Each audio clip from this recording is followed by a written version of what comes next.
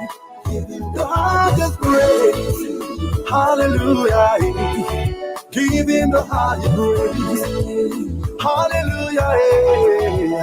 Give him the highest praise. In the morning when I wake up, in the night when I wake up, I will lift up my voice to heaven and give you the highest praise. Hallelujah to my King. Hallelujah to my Father. Hallelujah to my Jesus. I bow before the throne. When I look at all the wonder and I see all the creation, the beauty of the universe, you never change. You never lie. You never change. You never change. Hallelujah to my Jesus. Hallelujah. Hallelujah. Hallelujah. Hallelujah.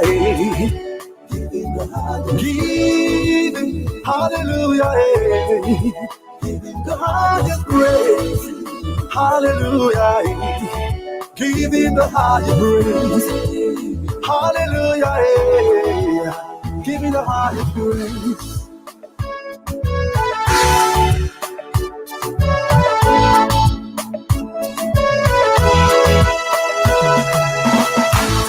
Hey, come let's pray, Jehovah. Come let's worship Jehovah.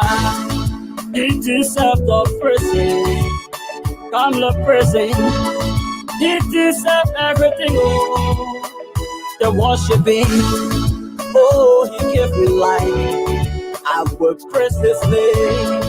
I'm here to praise my God, oh, because he gave me life. Come celebrate, come jubilate, come to worship him. He deserves the praise. Hallelujah, giving the higher praise. Hallelujah, giving the higher praise. Hallelujah. Giving, hallelujah. Giving the highest praise. Hallelujah. Giving the highest praise. Yeah. Hallelujah. Giving the highest praise.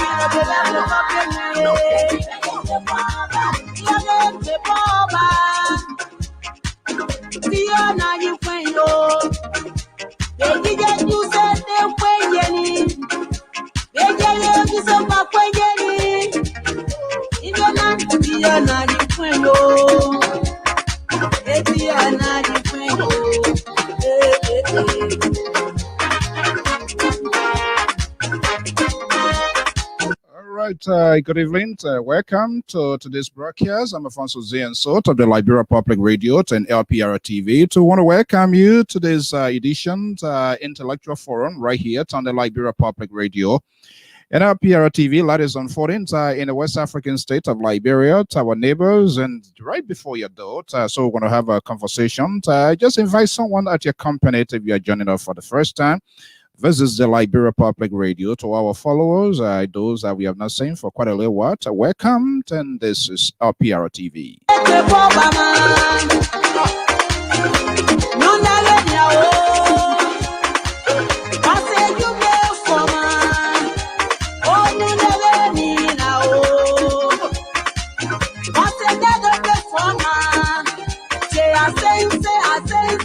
That's another one to showcase the qualities and some of the goodness of Liberia and Unlimited, not just on the politics. We also bring you the cultures and what Liberia looks like, right? And this is Minister Walmont Bala here this evening, taking a ride with you here. We want to welcome you, and very shortly we're going to get this program on the way. My team of analysts are going to be joining me, and of course, you, our followers and viewers, you are also going to be part of today's program. Welcome.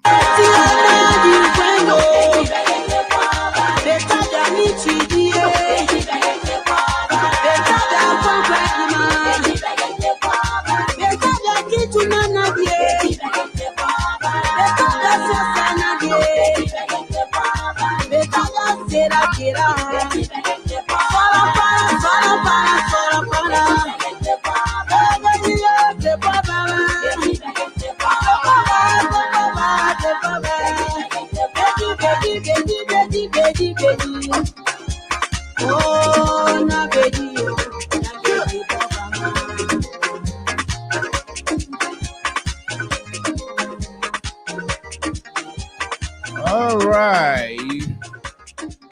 Oh, what a beautiful song there by Minister Walmont Bala right here in the USA. That one is done in our local vernacular Thai Basot in Basot language. We want to thank you for that contribution. This is what we do here. We showcase and also bring you some of the qualities that Liberia, in Liberia, no matter why it is our country. We have to look for some of the good things that is happening. And these are people that we also need to give them a stage. I'm Alfonso Zean of the Liberia Public Radio and Lpr-Tv. We say good evening, good morning, good afternoon, depending on your locations, wherever you are situated. We say thank you. Invite someone at your company.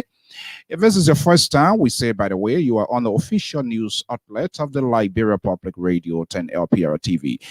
Please, at your own volitions, you can choose to follow us. But if I have my way, this is what I want to say it. You can join our group.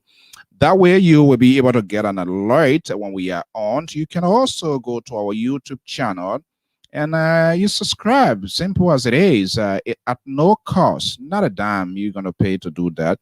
Just simple as to be alert, to be on top of news. We are very careful here, very selective. The language, the English, our message, the tone we said, because we ourselves, whatever that we throw out there, does have the propensity to exacerbate, to create chaos, to bring divisiveness in the country. As you know, the politics of Liberia is always heavily divided. And so those of us that sit behind the microphone, we are also obligated to do what is right for the good of our country, but also bear in mind, being behind the microphone does not in any way you are either a journalist. So there are different groups of people. You have the entertainer, and so they were going to carry out the entertainment work. You have those who also preach the soundbite of whatever party or group that they support. So you're going to see that tone of language is different. But for those of us that say this as a profession, we are very careful making the news proportional, make it equal, keep it at equilibrium, to balance it, make it fair and objective, giving everybody the opportunity to make their side to be heard and not just to to just run a judgment. So our opinions and our views, our sessions, we have to be very careful because it could potentially represent the institutions. That's the distinction. That's the difference. And we are very, very much careful in doing that. Having said that, we say it welcome. Today is Wednesday, midweek. Oh, I don't know if you are in the East Coast. We were slammed 2 days ago. Man, it's still out there. And guess what? Uncle Sam, if you were someone that made a mistake and just park outside during the snow for whatever reason, they got a saying that say that bamboo that wants to die, it can't hear whistle sound. I came from work. I should have used my sense. It's wise enough to pull in the driveway. It was free, whatever reason, just throw my car right in front of the house. And guess what? And that's the country. This country, they get a saying that say if you miss your exit, it is at your own fault. You're going to pay the price for it because there's no way that there's no easy detour unless you have to reach the next exit before you can do it. So when I wake up, try to go to work, I realize there's a green slip. You know what that means? It's a ticket. So I gotta pay it. Who you gonna call? You have to pay it. So we have to learn the hard way.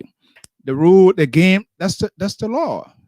And I should have known better than that. When you snore inside the given announcement, the center of the light, do not park off the street. Do not be in the street because the trucks might be out there to do cleaning up and all of that. I didn't do it, so I got to learn the hard way, So that's it. Okay, so I just try to share that with you. So don't be like me, But again, the taxes got to roll so that the government can function. I am Alfonso Zean, so of the Liberia Public Radio 10 Lpr-Tv. We want to welcome you to today's edition. So we're going to be looking at a wide range of issue here. The guy from LACC, the Liberian Nigerian guy. We don't know. Finally, he drops the ball, let out a resignation. So we're going to do a polling around here, and we will also want to make you to form part of the conversation here. How this resignation came about? Is it overdue? Is it damage? It's already been done, and why now? Or was there some sort of demand? And the saga that unfolded at the San Kanyando Sports Complex involving Mossoraro County Senator Darius DeLont. What is your objective views, opinion? Who went wrong? What you think should have been done? Our politicians, are they so attractive, try to gain the spotlight, and the media loves to pick up people? I want to welcome all of you people here. Welcome my own friend and brother, Cardinal based in UK, joining us this, I believe, morning hour. Comrade Michael Chie. I want to welcome you, all of you beautiful people here. As time goes by, we want to give recognition to you because you are special, and we really, really value your time. You share with us. You are sharing with us here. It means there's something you want to hear from us. And of course, it's obvious. We also want to hear something from you. However, we have to keep it proportional to make it equal, objective, and balanced. So sometimes we need to put out the government of our motherland. That's the Republic of Liberia. And forget about these politicians or these 10 million political parties. Because as far as I'm concerned, I still yet to see the authenticity of why they even want to be leader. They all profess to be a change of agent, but are they walking that step? Are they talking that step? And not to mention the advocates that we get in the community. Advocate is not selective. Advocate serves across the board. When it happens to someone in Buchanan, you want to talk about it. When it goes in Grand Gita, in Lofa, in Maryland, you talk about it. But when you become an advocate who is selective or who choose to speak or talk on certain issue because, quote unquote, your interest is there, then it becomes questionable. So let's get this program going. Our senior contributor here to the Liberia Public Radio is here. Amos Joyce, and I believe Professor Ase Se Labozawolo Masons and the rest of the folks are going to be joining us here. I am Alfonso Zean, so what of the Liberia Public Radio? The liberal progressive is off, but I'm hearing that he's going to make a call here because he making a guest game. I will be discussing his party, Liberty Party. The CPP is in a rotational cycle from one chairman to another chairman. I am looking for the next phase of Liberia. I no longer have interest from Cummings to Kanga to Uri and my people. That's waste of my time, and that's waste of the time of the Liberian people. We need to start having policies driven oriented game. That's what we need to have now. Let's get this ball rolling here.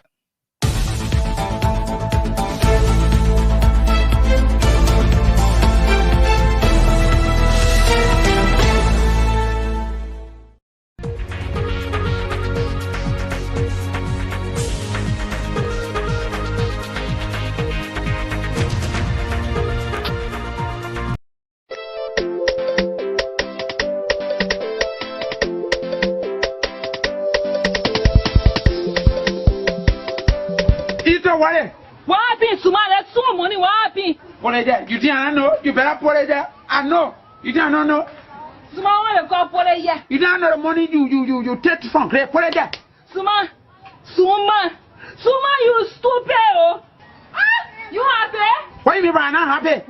You make it person. You say eat or what? I tell a fool I eat it. And I wanted to tell you what your money on behalf of somebody to me. How do you appear that time? You have a great deal of money or else police are going to pay for you.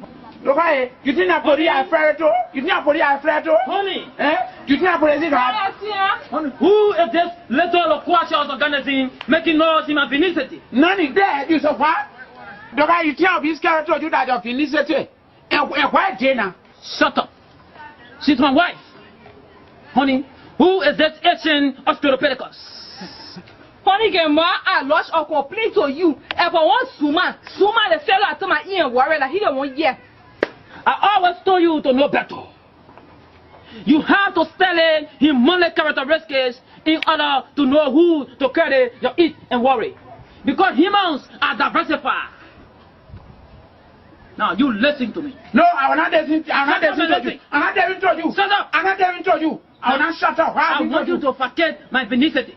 That's your facade. You tell this guy that your facade. Look, I tell this guy to you. You bring it to me. Okay, I told you. The next time I see you here, I will dismantle the human joints. That your demonic told you. That demonic told that will go call my grandpa. You got you saw. Nonsense. Little loquacious organism.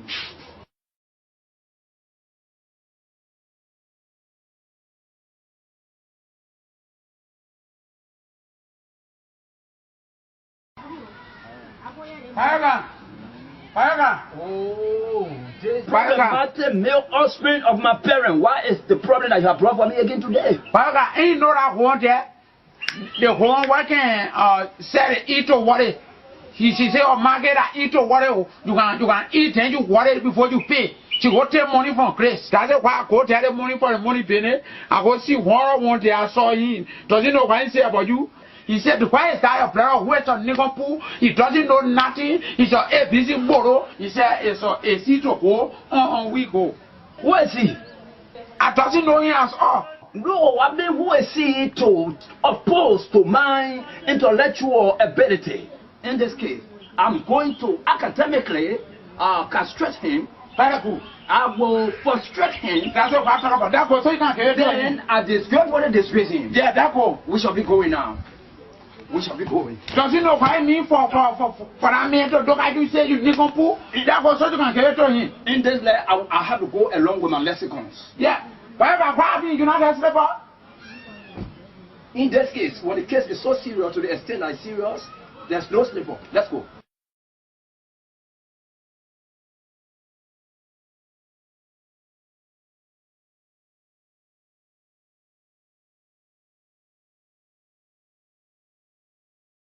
That go. You know what I mean for somebody don't I say you are a nigga fool? Either way. What happened? Can't tell money. Money can't see something here. This Homo erectus is here again. I got money. You get it? Give it to him. I heard that you articulated some negative words against me, so I'm here for response. That was some level of fabrication. You should have asked my biological nomenclature before propounding and elucidating at me. In this case, your nomenclature does not have anything to do with the essentiality of the matter. Very good. Give it to him. For I always told people, the actual comes from the actuality. Okay. The actuality It can give you the reality. Okay. The reality has to do with the possibility and your capability. Okay. That is the capability that you are lack of. That is why you are a parasitic Homo sapien who is dwelling on this female Homo sapien because she is financially upward because of it and worry. Very cool, Paraga. Come through him. Now, my young man, listen to me. If only I am not taught on one thing, I was going to castrate and discommunicate you from the entire educational sector of this community. If I were asked to describe you biologically, if I were asked to describe you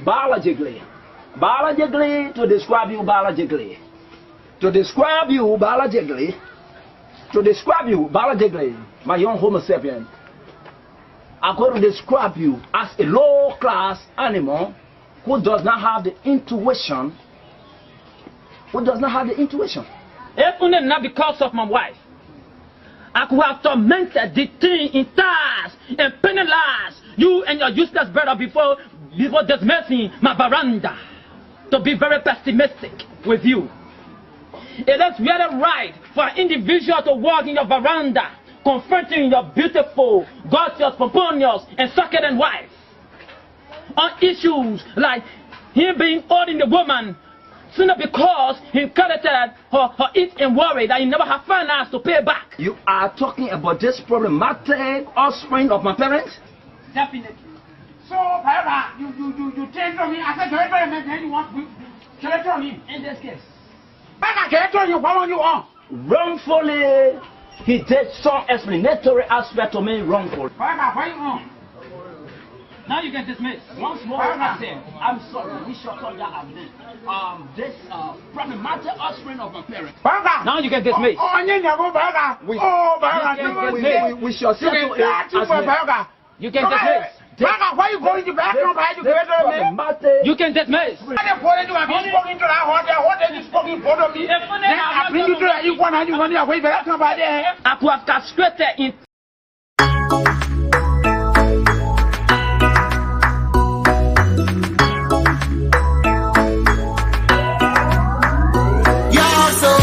Everybody, everything's going bad. The situation getting worse. Everybody in the country getting mad. Dishonesty, poverty on the rise. The leaders them making into promises with no damn strategies. Yeah, this is better days, money in the pockets. Oh, as a holidays only for the bosses. Yeah, there's a better days, money in your pockets.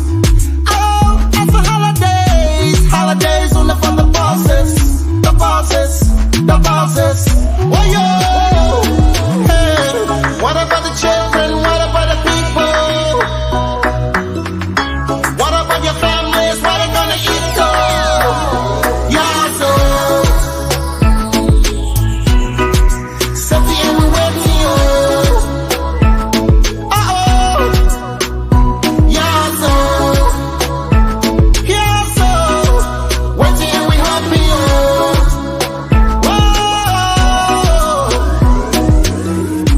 They don't really care about you. They don't care my people, it's true. They don't wanna see you break through. The whole country's getting confused. Corruption, no questions. The country's going in the wrong direction. Leaders I barely many mentions.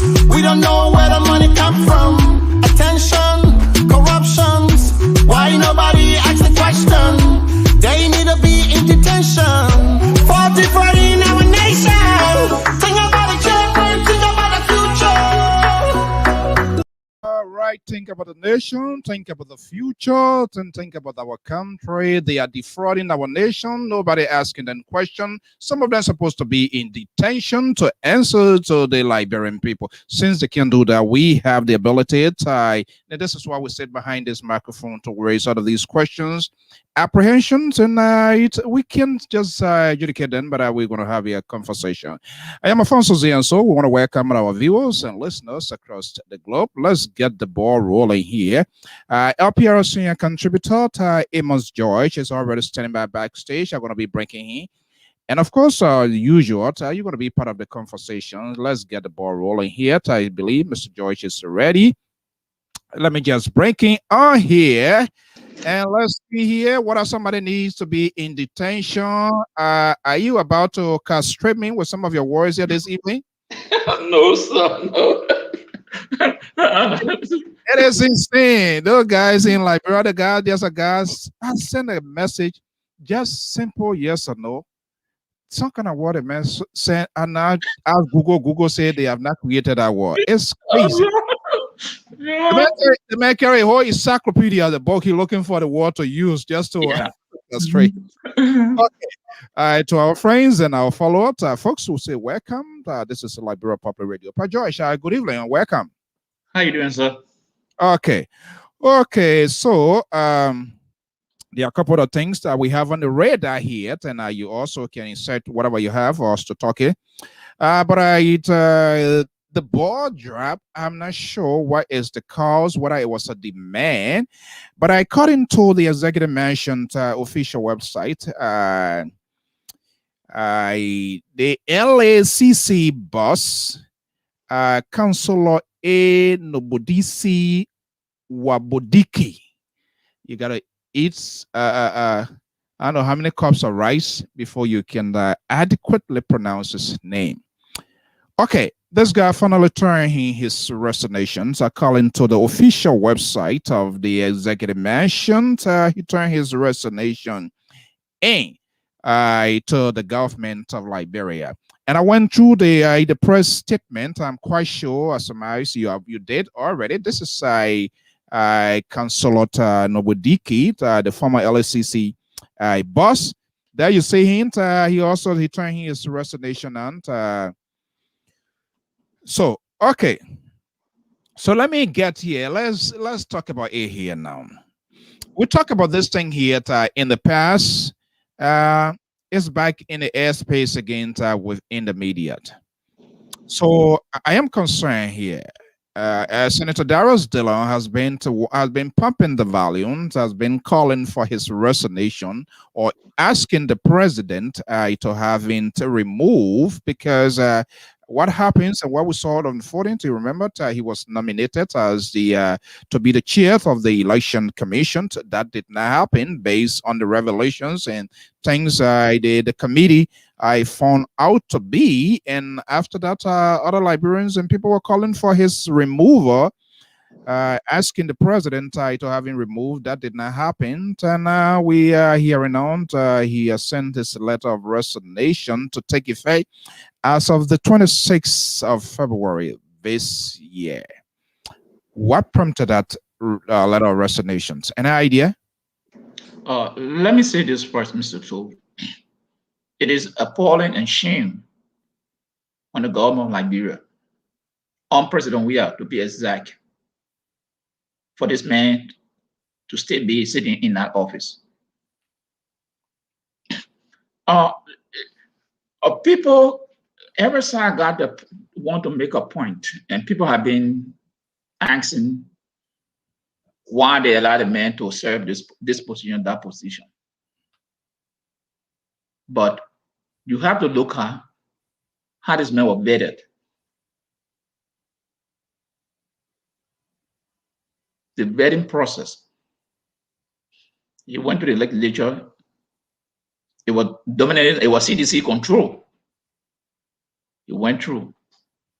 Now, when when the president nominated for the election commission, it was his own Nigerian who started the campaign that he duped in Liberia. That was a Nigerian guy that was on Facebook 24 hours saying Omodigi is a criminal and he has evidence. He was on Facebook, or maybe I don't know where he came across some of the video, but he was there blowing the alarm before we pick it up.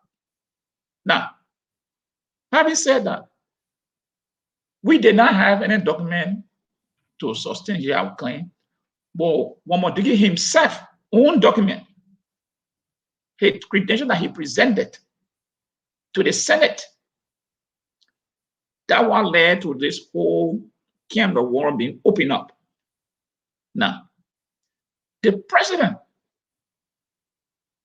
Senate said this man is not a Liberian citizen. We just discovered it.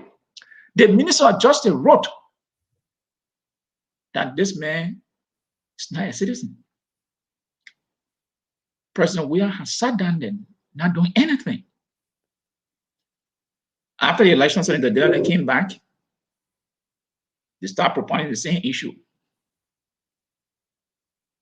Then the Senate decided to move. Then the student got involved, said they are going to demonstrate if he does not resign or being removed. Reluctantly, go and send a letter of resignation saying that he will leave on the 26th. That is an insult to the Liberian people. The president should have asked the man for his resignation immediately. But again, because President Weah knows why, what did the country with this man, he refused to do it. Yeah, let me ask you here. You said the president knows why. Are you trying to indict the president? So what do you think the president knows? I got no evidence, but from his actions, speak volume. Mr. So, you've been to Sierra Leone, you've been to Ghana.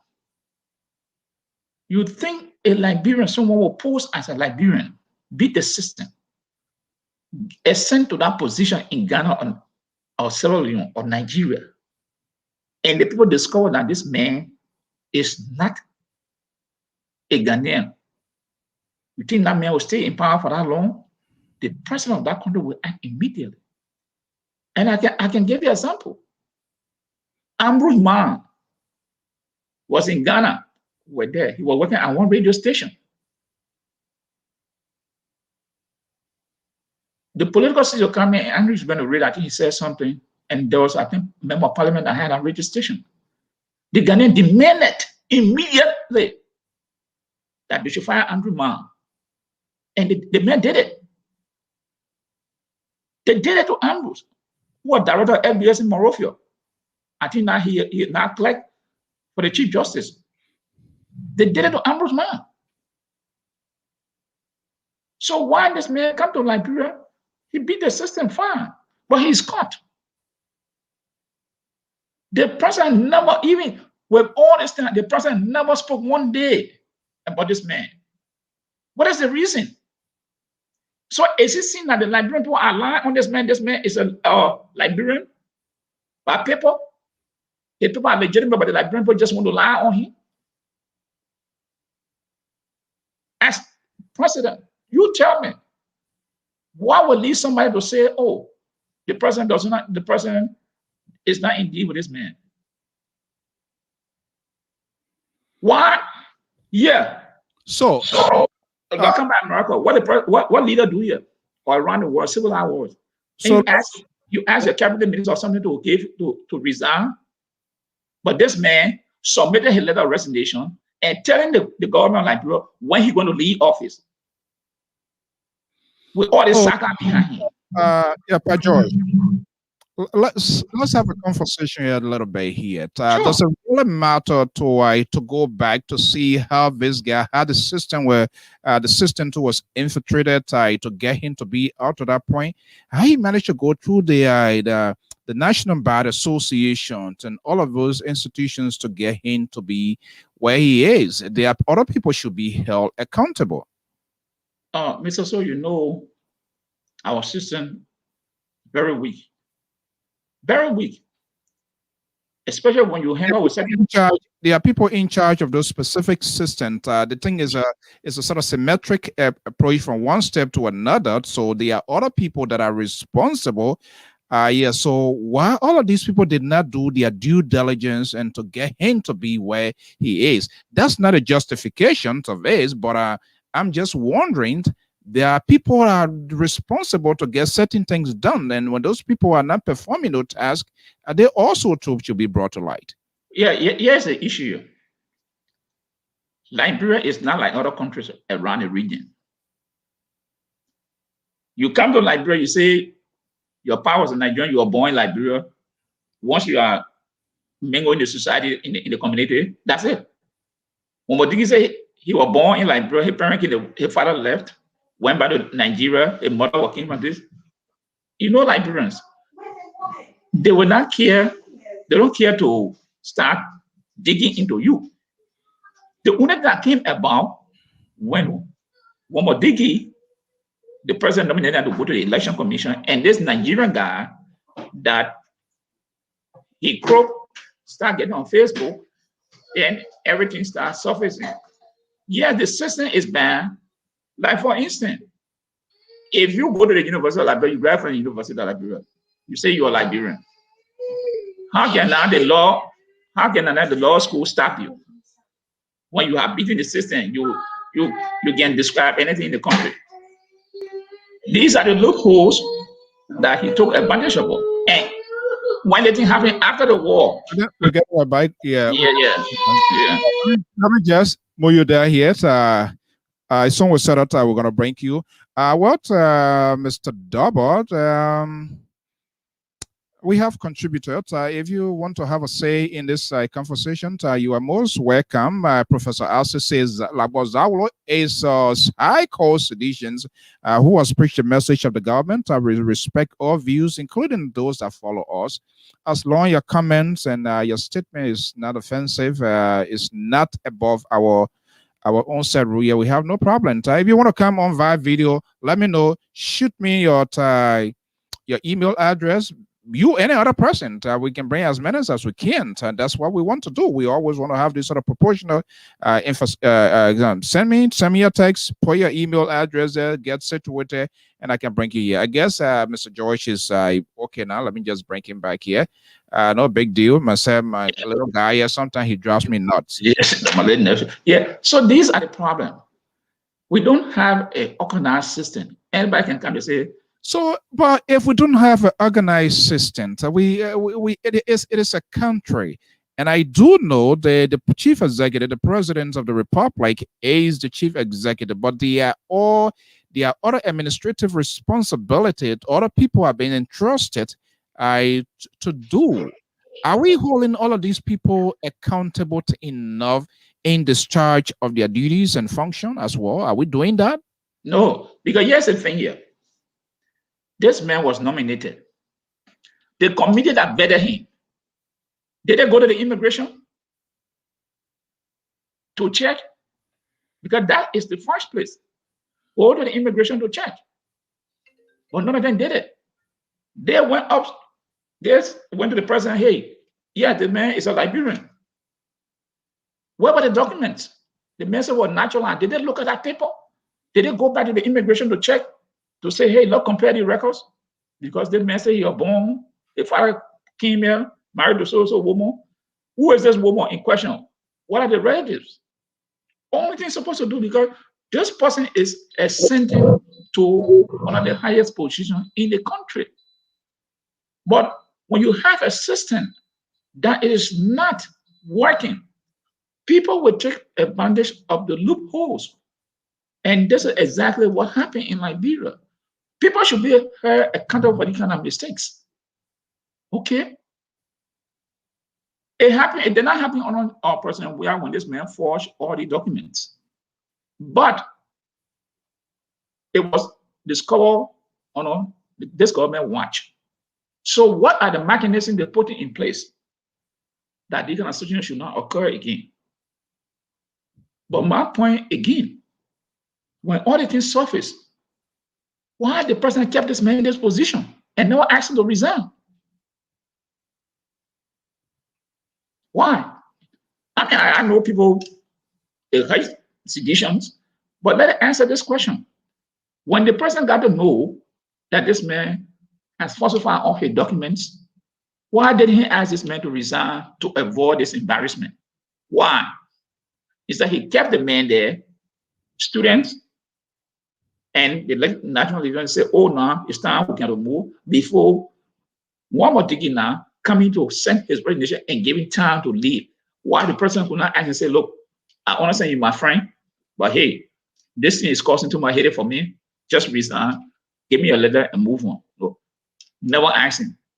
Because the president said it. He wrote his resignation and telling the people Prince Prince, check your email. Anybody who wants to form part of this conversation, these are national issues, so we're not going to limit it as long. The only thing you must have a thick skin like myself, because people are going to come after you. They're going to question your judgment, your opinion, your section, which is okay. Check it up, Prince, and if you want to come here, let us bring you here live on camera. He's a host of Prince Double Show, and I agree with you, because you and I know here, first and foremost, when someone is nominated here, I hate to do this sort of comparison, but we have to do it, because we become very selective to make a comparison with Liberia and America in certain instances. But when you kind of say, they say, no, we can't do it. No. Yeah. You want to be done. You want to be cat. The vetting committee. I also hold a vetting committee responsible. So like even our own Senator Milton Tiaje, with it was the same seeing this guy. You remember when he was hot on tape? And yeah, he said that we confront people so we ask them so they can hire our people. Yeah, all of that. Now, there are some high profile positions, and this is where I mean that's another accepting, that's another distinct branch of government.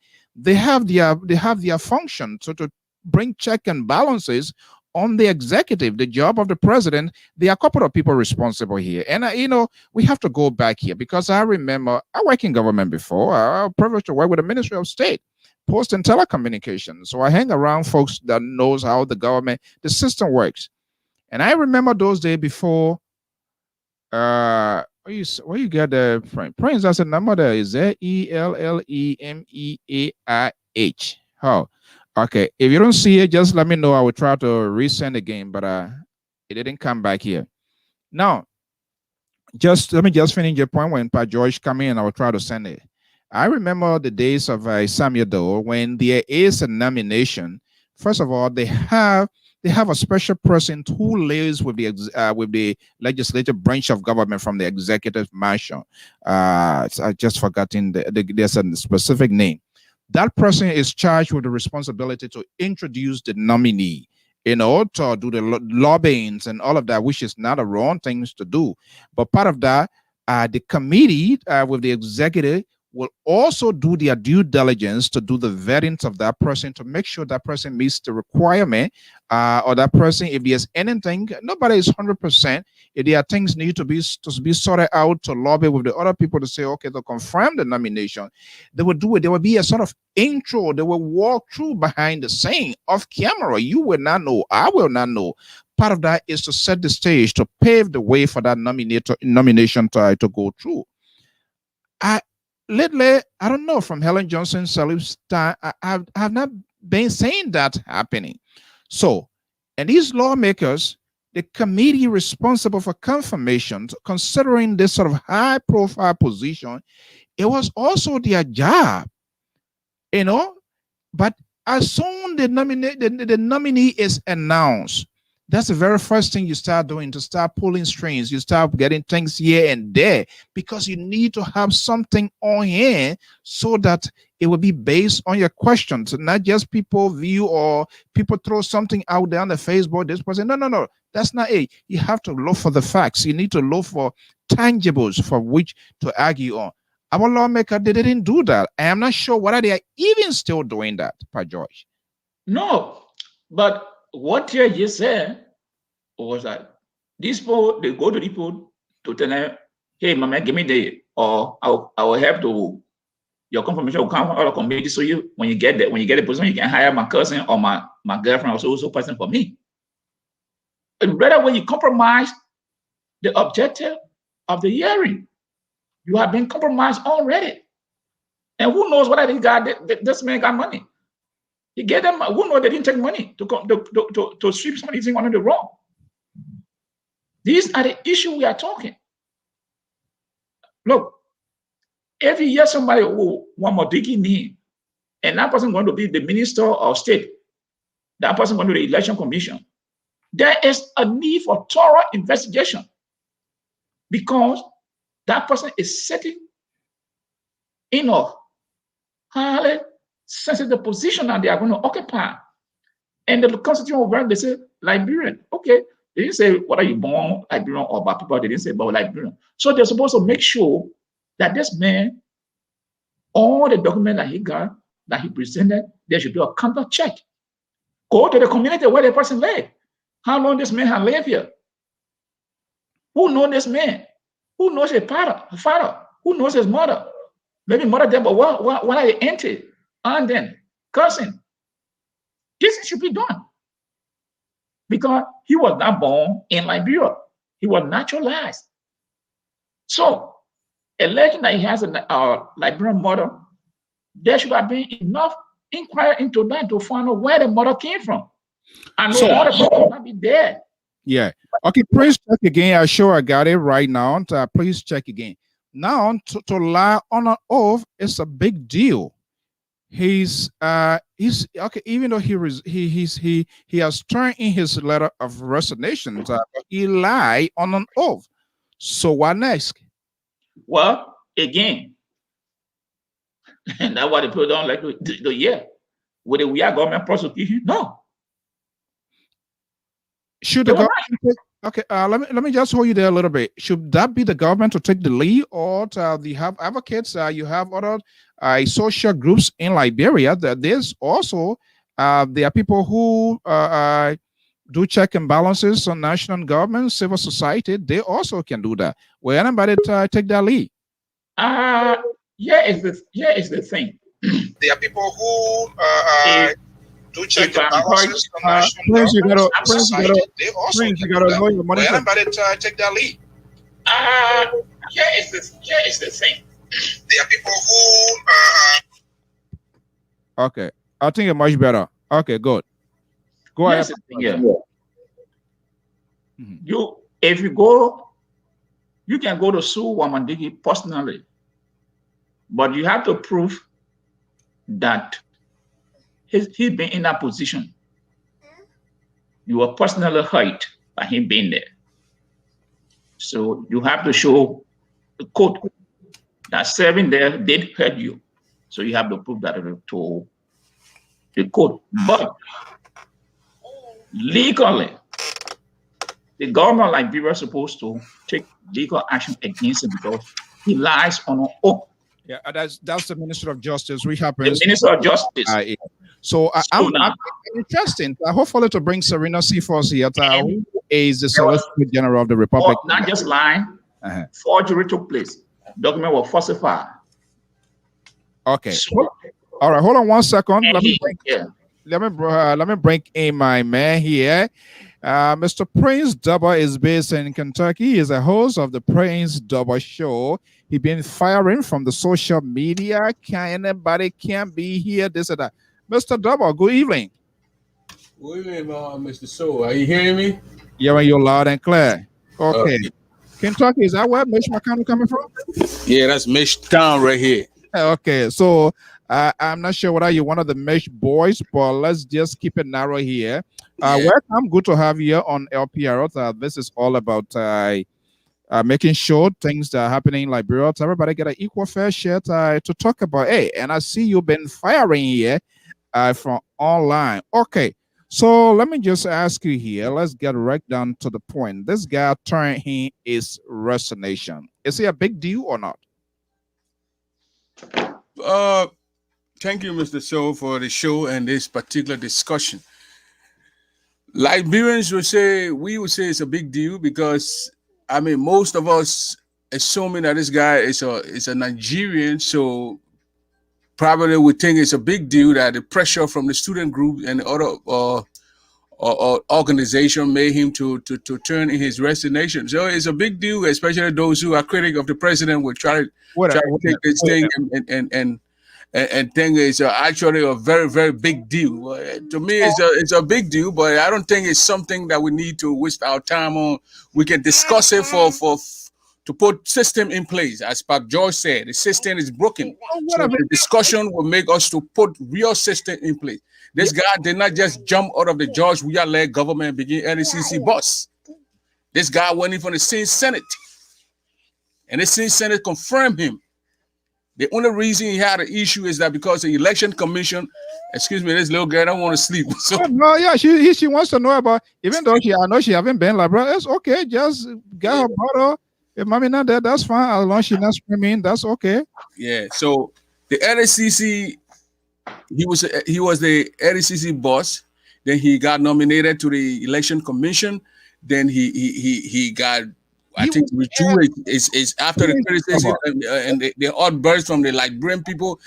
He withdrew the Georgia withdrew a nomination, and then they sent him back to the LCC. There are laws on the book. I heard Pap George saying this guy. I mean, we have to use the word allege. It may challenge your system. And when you think my papers that I gave are fake, bring on the court system. In this country, when someone say they produce some fake document, if they arrest you or even they're going to charge you, you're going to go to court. So, Mr. Daba, yeah. Let me ask you. You are talking about Liberian people say. Do you as a Liberian, do you consider that as a deal or not a big deal? Isn't that worth talking? Don't you think if it was on the other side, it was on the flip side of it, whether you support the government, which of course I don't want to run a judgment here, but from little what I'm hearing here, if it was in the case of the opposition, don't you think that's a good smoking gun that people are going to talk about?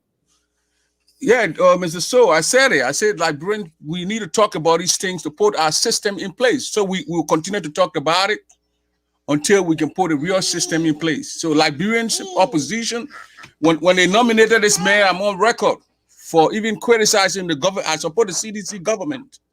I criticize it strongly. If you go back to Facebook, you're going to see me criticize even the Livingstones and myself had an issue, and even we set it up, but I because the election commission is supposed to be 100% Liberian, not half, not naturalized Liberians. So when the name came out, I was very angry with the government that I supported. So, so you support the government. Before I go back to George, you support the government, and you saw that name being put forward by the president. Prior to that nominations, they were already a talking point in the quarters. People were already raising eyebrow. The apprehensions were glaring. People were all talking about it, and the president still went ahead to put forward these nominations. It is within my thinking, perhaps the president or the folks around the president, they have done their due diligence in making sure that this guy records and everything intact. It appears not to be the case. So now he's turning in his resignation. I will hope to get the details, reason why he's turning in his resignation. It is still not clear. I read the statement here from the Executive Mansion website that I'm looking at. It seems to me that the government of Liberia, I don't want to say President Weah, it's the government. He's the head of the government. The government of Liberia is still saying like this guy is a fine guy and maybe he's just resigning. And nothing. Do you expect some sort of prosecution to follow up with a resignation? If that happens, and if it doesn't happen, what you think? Well, how will you feel? Mr. So the guy resigned from the pressure from the Liberian people. So it's not something that went ahead and did. Come on, Prince, don't do this. He resigned from the pressure the pressure that we put on him, made him resign. So is he a Liberian? He claims to be a Liberian until when the government now, the CDC-led government can go after this man to actually prove if this man document he presented, his nationalization paper he presented, if that true. But you have to remember now you went through a civil war and you had a degree 88 from 1980 to almost 83, 84, and the man, the time he said he got naturalized, so you have to go in your archive and bring these documents out. That's why the man challenged your system. So John said, we don't have a system. The man challenged the system. Okay, let me hold you up the system. Let me hold you up the system. Pa George. Yeah, Mr. Dowa, how you doing? This is the everyday justification, both from the government and the opposition side. When it goes wrong, they give justification. Prince Jobana is taking me to Decree 88A during the People's Redemption Council. I don't think it is applicable in this context. Why not? Let me say this to Mr. Dobo. But interestingly, before you come in, this guy, you remember, he was chair of a good governance. So how come this kind of guy, who potentially I have all reason to having adjudicated that something is not right? Because if I'm a Liberian, somebody say I'm not a Liberian, I don't think Prince Double Amos George or my own Papa Jackson would tell me that Alfonso So is not a Liberian, and I'm hearing from you the pressure. Come on, give me a break. Papa George. Let me say this. Let me say to Mr. Double. Mr. Double. If I go to Liberia and I go to the Ministry of Commerce or any ministry to do something, and somebody say you are now a Liberian, I will challenge you. I will tell you, let me take you to where I was born, where I was reared. Let me take you to my village. Let me take you to my uncle, where I was born. Now, this man, when he went to the Senate, it was his own handwriting. 3 different birth dates, yes, his own writing. It's not people that accuse him. The document that he presented to the Senate, cross-examination, different birth dates. It was not Liberian or somebody that wrote it for him. So it's not an accusation. He himself revealed who he is. He presented it to the Senate. Now, the issue, I know people come from the other side, the government, to make defense that, oh, he served in other position before. I got that point. When you beat any system or anything you're doing criminally, fraudulently, if you are not caught, you are not yet alleged criminal or you are not criminal. So when you are caught at one point in time, though you beat the system for 15 years or 25 years, but when you are caught, there's no excuse for that. It happened in America. Some people beat the system, but sometimes they are caught and they prosecute them. So this man, Nigeria being a weak society where anybody can say, oh, I born here today. I born my parking from Lofa. That's it. My marking from Grand Judea. Nobody will go there to find out. When you call one, but you don't need from Grand Judea. That's it. You call one time, they say, yeah, the man from the place. That is not a thing. We are not critical of people who come in the land that they are born in Liberia. But when we go to other countries, they are very critical of us. So the system, he beat the system, but he's not caught. So there's no excuse for that again. All I'm seeing here, the governor of Liberia, President I'm seeing he's not doing justice to the Liberian people. Because when this man withdrew, the man himself withdrew his nomination. That was to tell President Weah that something is wrong. So why President Weah at that time did not ask this man for his letter of resignation? Okay, so Prince. Yes. So do you think the government of Liberia, do you think this guy going to be turned over by the government of Liberia for further to gather further information, perhaps to be investigated, and if he's vindicated, then the record is straight? Do you think the Ministry of Justice, or I hope to bring Serena Seaforth here, or perhaps somebody from the Ministry of Justice, do you think that you're going to see, do you think the government going to do that? This guy was head of Good Governance Commission. Can you imagine? Yes. I mean, that's a very difficult question you asking out there for the first thing. But George said the man produced some document that showed three or birthdays. Yeah. The Senate right there has the power to they were supposed to what? Charge the man with contempt. Well, why did the Senate let him go? Now then you want to put it, there are 3 separate bunch of government now in Liberia. The Senate caught him. That the Senate that caught that man. It's not the executive. Because when the man was nominated, they sent names to the president. The president, I wrote, if you go on my post, I said the president was duped. The first place man who sent a man named to the president duped the president.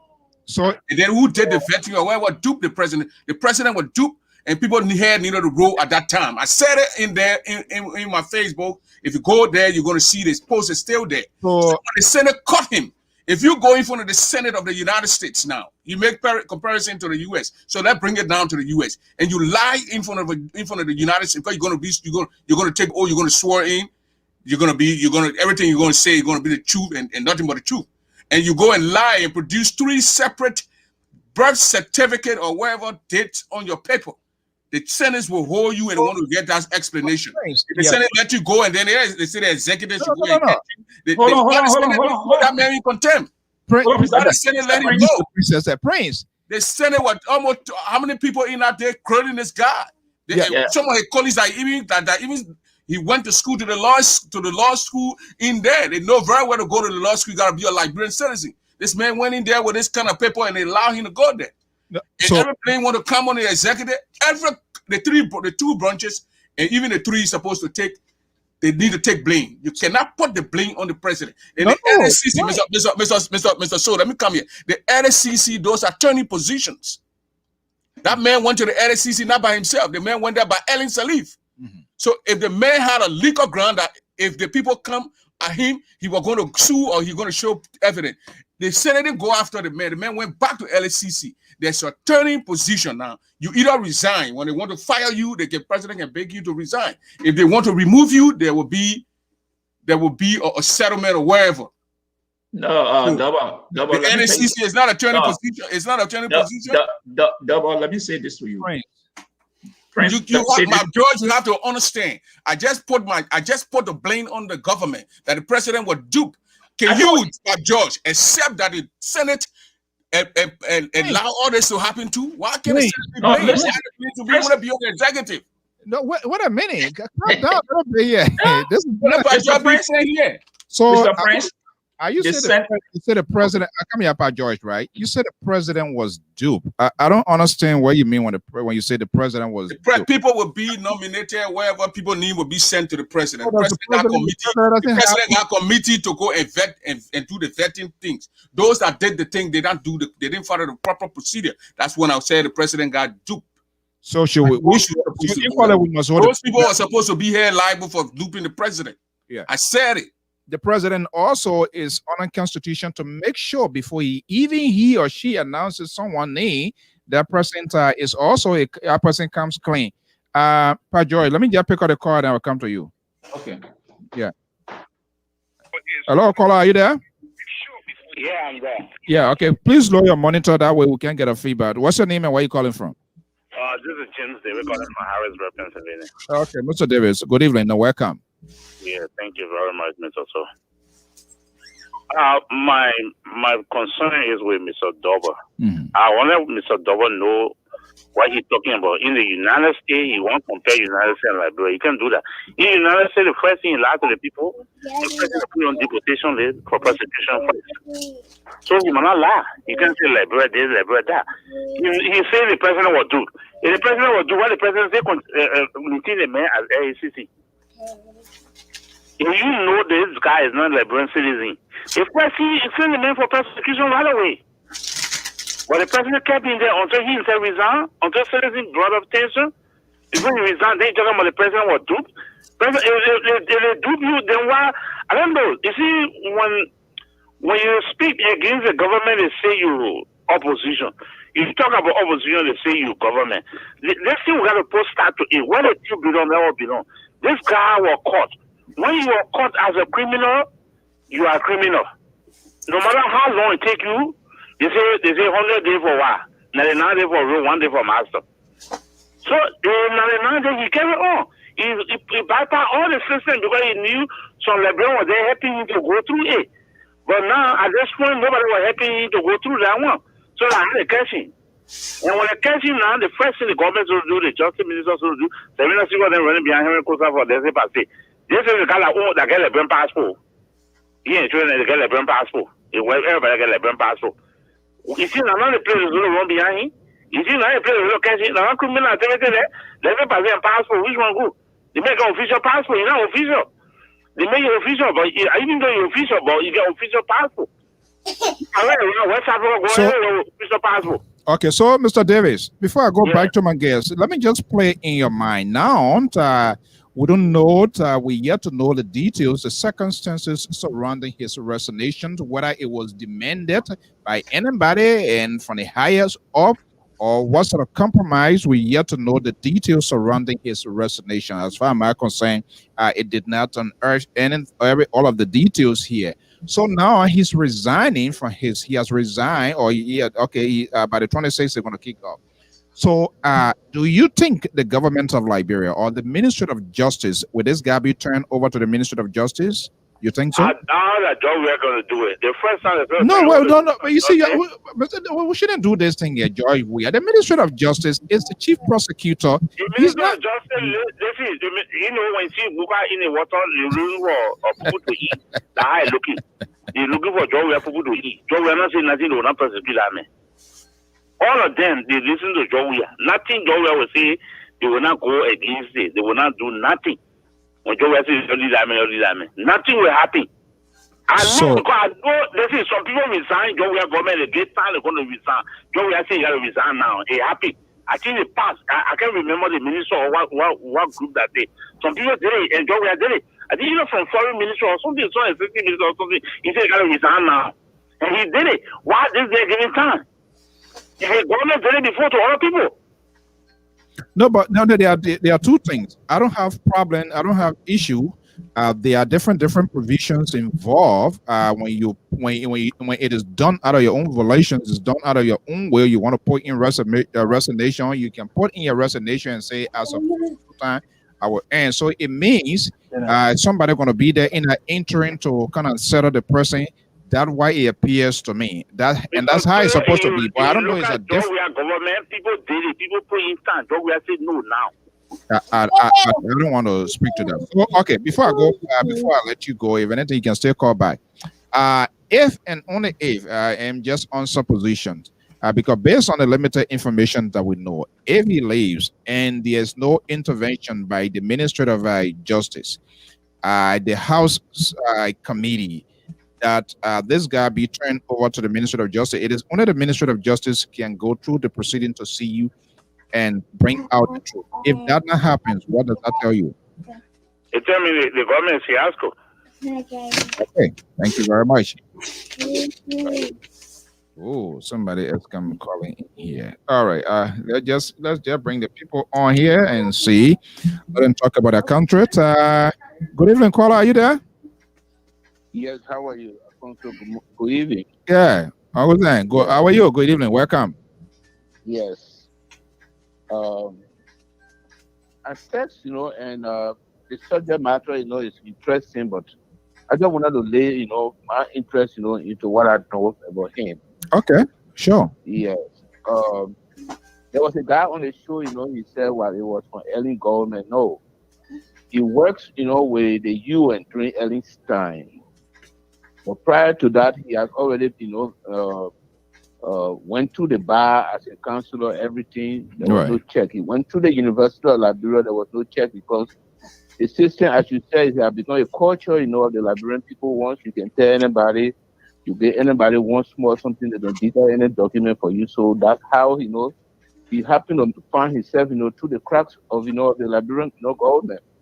But he started from the governing commission. That commission, if you notice during early time, they used to call it, the PhD commission. Mm-hmm. And after, Ellen, left power, he was the first person, that George appointed. And if somebody wrote an article, I was trying to look for it, but I couldn't find it. But he was not a qualified person to take governing commission because all government projects, all government grants, these were the things, policy, these were place that were crafted, by, Amos Sawyer and his team.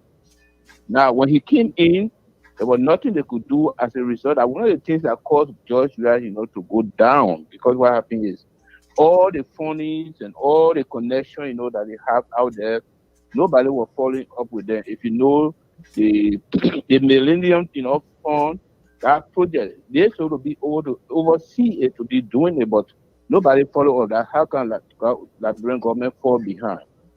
Then they took him from there, they appointed him, to LACC. He went to LACC, and then what brought the candle back was that when they appointed him, to election commission. Right.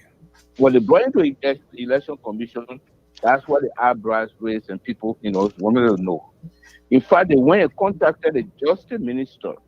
I can say, remember, asking Musa Kimo, that there was no document, in government position to show that this man was a typical Liberian. Kimo.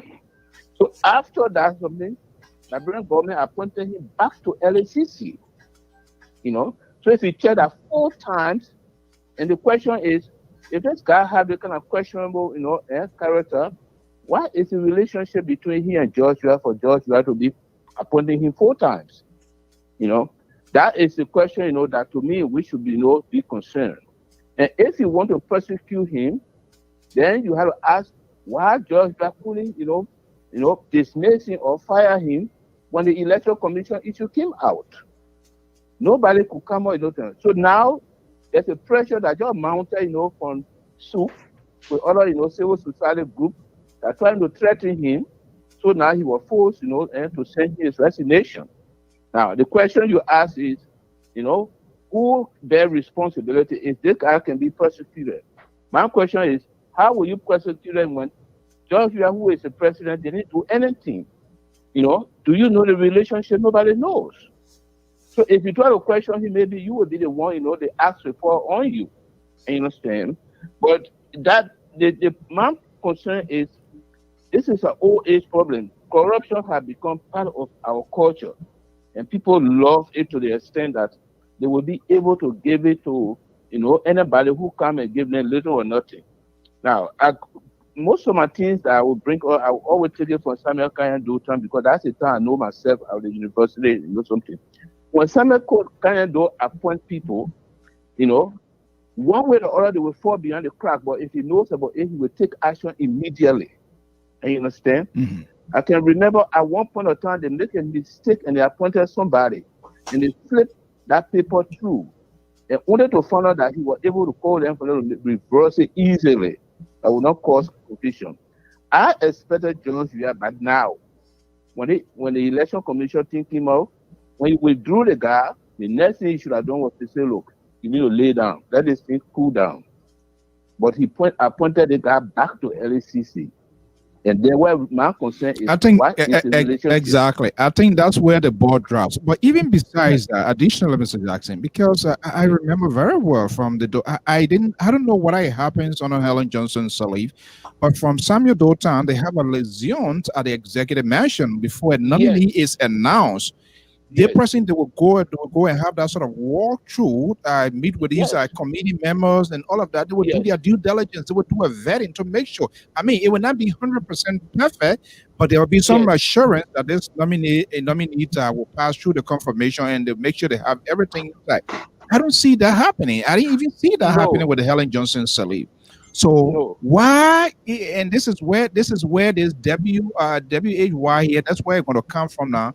Why, in the midst of all of these clouds, apprehensions about this man here, why prompted the president at the time to send this guy to the National Election Commissions on such a volatile and consequential process that was about to take place? Because if you were elected, if you are passed, you're going to be the head of the commission come 2023 as well. So, I mean, this is the question. So now, Mr. Jackson, will the government of the Republic of Liberia, will the Ministry of Justice, I hope my friend Serena Seaforth will come here. What are they going to go further deeper? I'm not the one going to adjudicate him right here now. I do not have the legal mind and expertise. But do you think the Ministry of Justice going to ask for further investigations surrounding all of these things that we've been talking about and that being in the aspect now he has resigned? Will he go free? Would that be the end of the case or what? Well, Mr. So honestly speaking, I love your show. One of those things that I don't like to dwell into is too much of political something, because it has become political to me. Because what happened is, I think, Pat Joyce, gave one instances with James Davis. If you can hold Costa, responsible for Leti Party, and you understand, and you call Costa, and you understand, that he had to come back, to face justice. Then I feel that there should be a leave for this LCC boss. I know his name is very hard for me to call to face justice. Yeah, to face justice.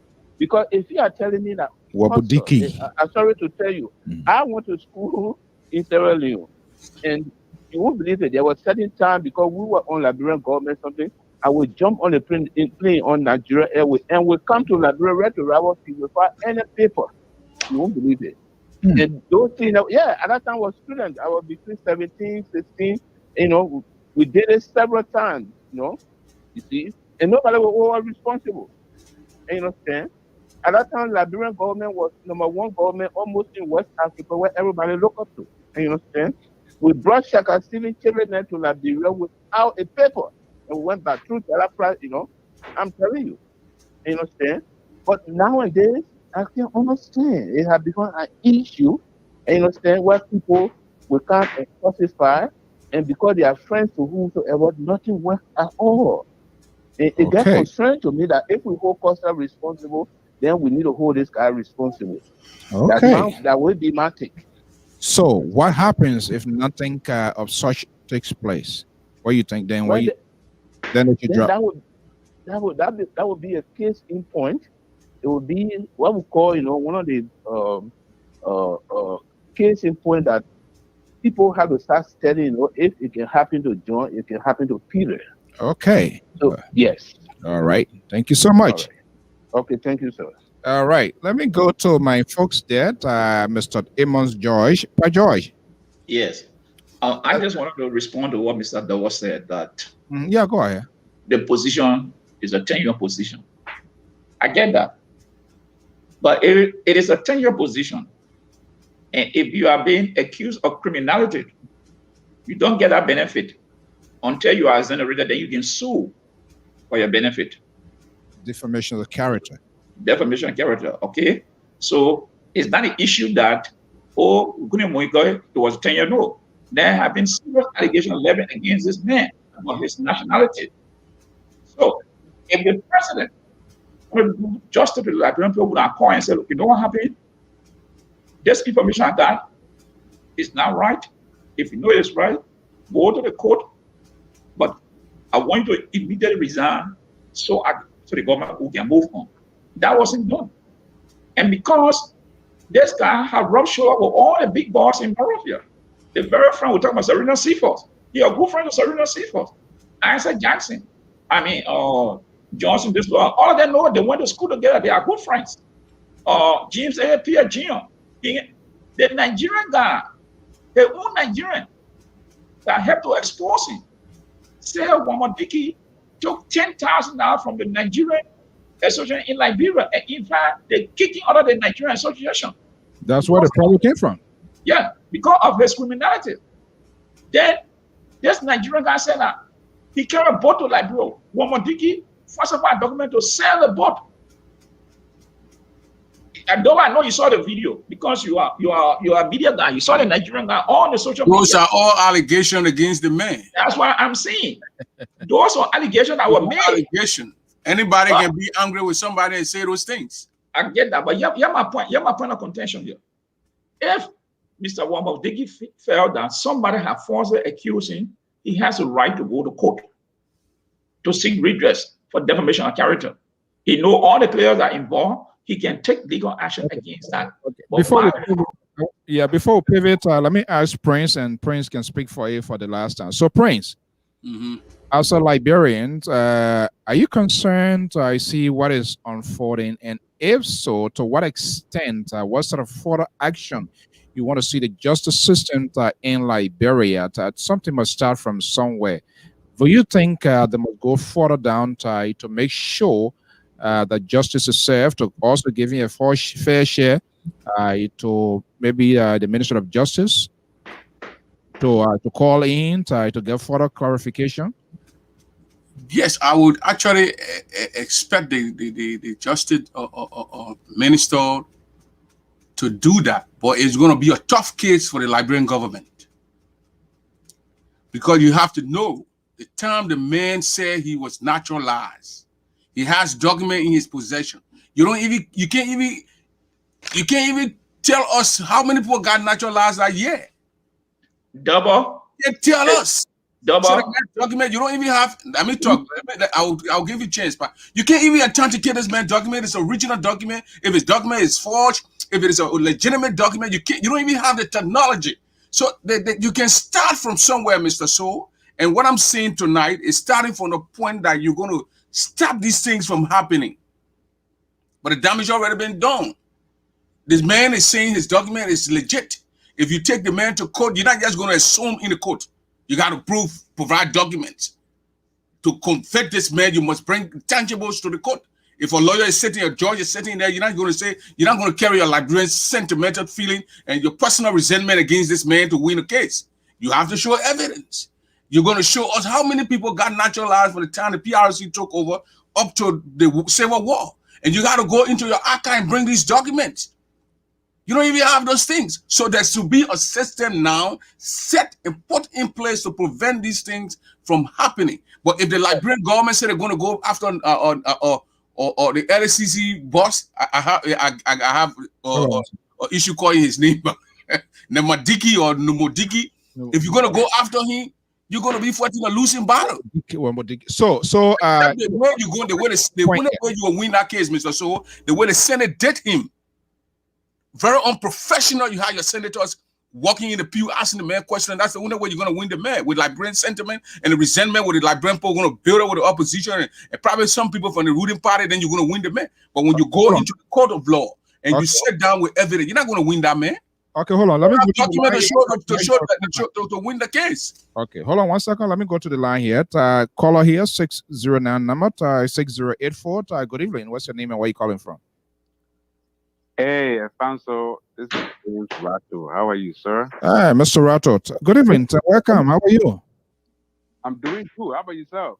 Great. By the grace of God, we hanging in the. This is a consequential and sort of a piece of club between this is my guess yet. You have found some to remedy it for us. Hopefully, you've been doing this. Thank you for what you are doing as well, keeping the conversation of our country going.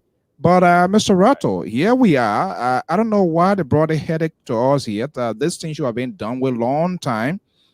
He's not trying his resignation. Is that sufficient? Or do we have the law further tied to look into this guy case? Why now? And I'm concerned, what led to this resignation? Was it influenced by anybody? And who is that person? Oh, you are asking why is it that Nwabu Diki is now sending him a letter of resignation? Yeah, the resignation. I want to know whether this resignation here is a natural or was it demanded by any higher up, or what going to happen after what next after his resignation? You know, in the first place, Nwabu Diki lied on an oath. Nwabu Diki was appointed as a chairman for the Governing Commission, GC, in 2018. Right. In 2019, he was appointed as a chairperson for LCC.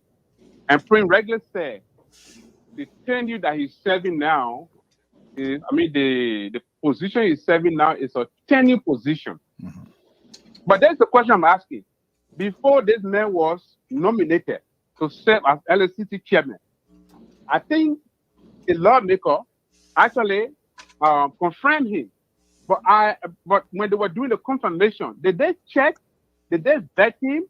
There should be some sort of vetting process before they can confirm him. But they confirm him anyway.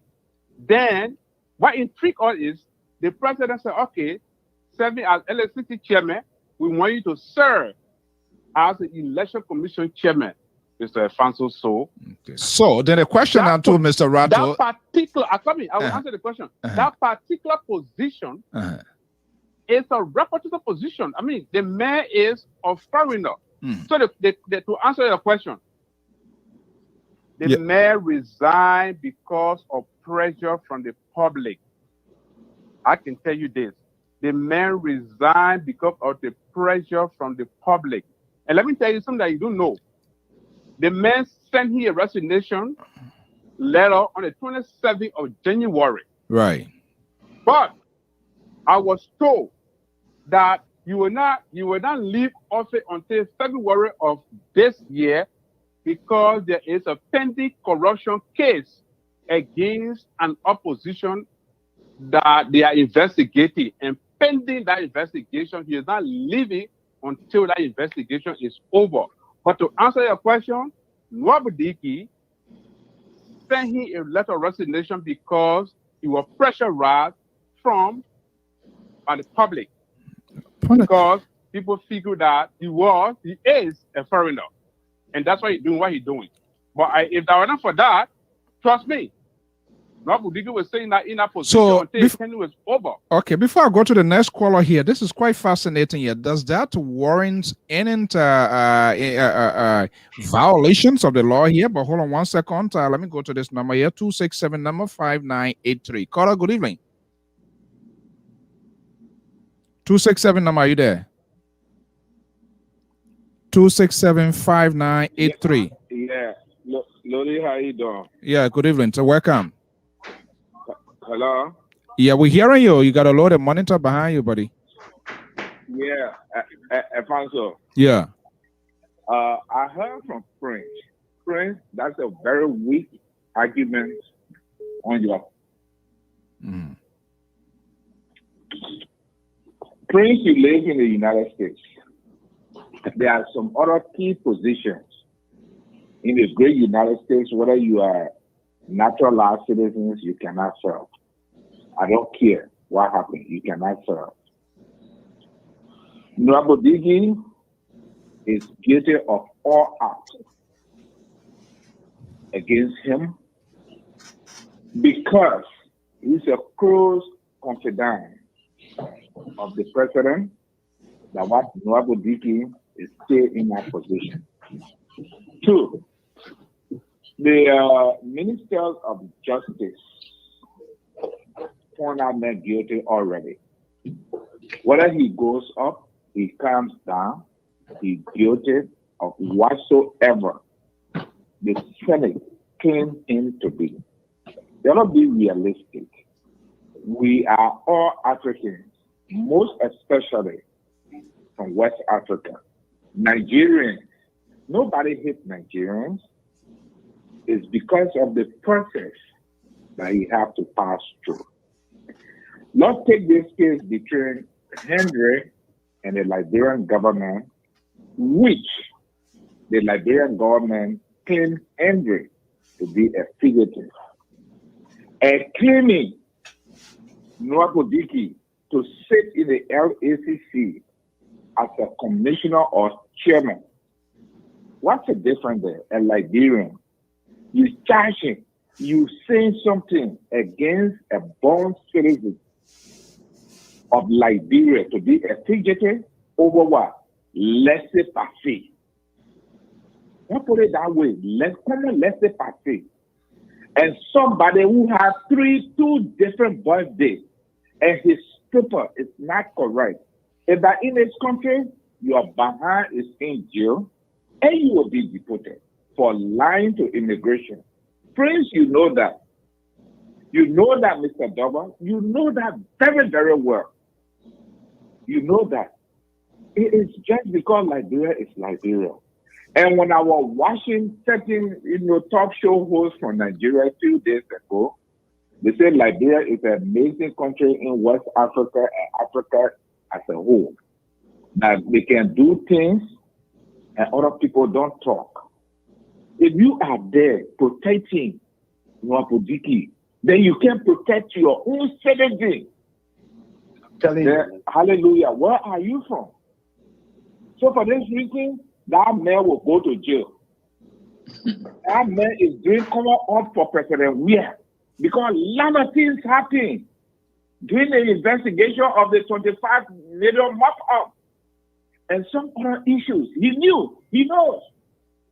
So for this reason, I stop right there, Mr. Double. Not all of us, it will be the first case study.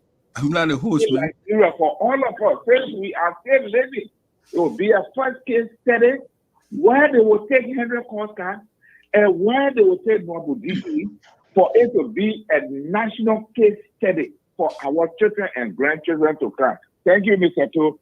All right.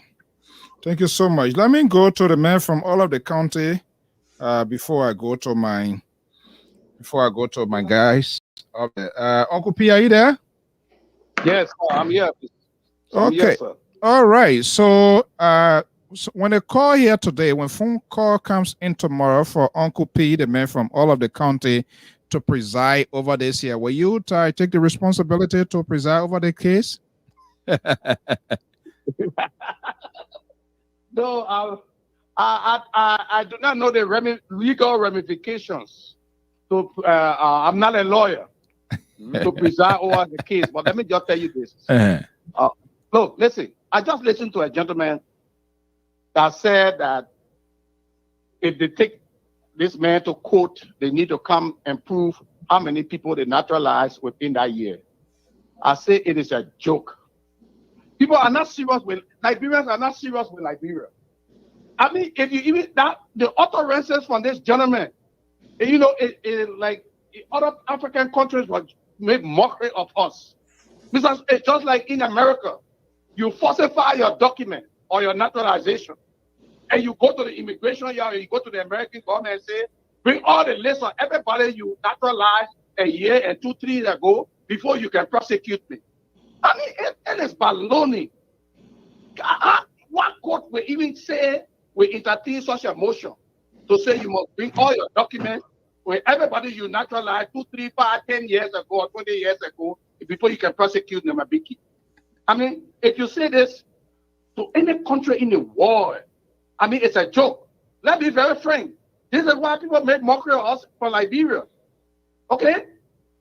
There's no need for us to prove to this man how many people were naturalized when he falsified his document. Can I come in with a point of correction for my statement? So you don't understand my statement. Of document, and you are seeing it is transparent that the document is falsified.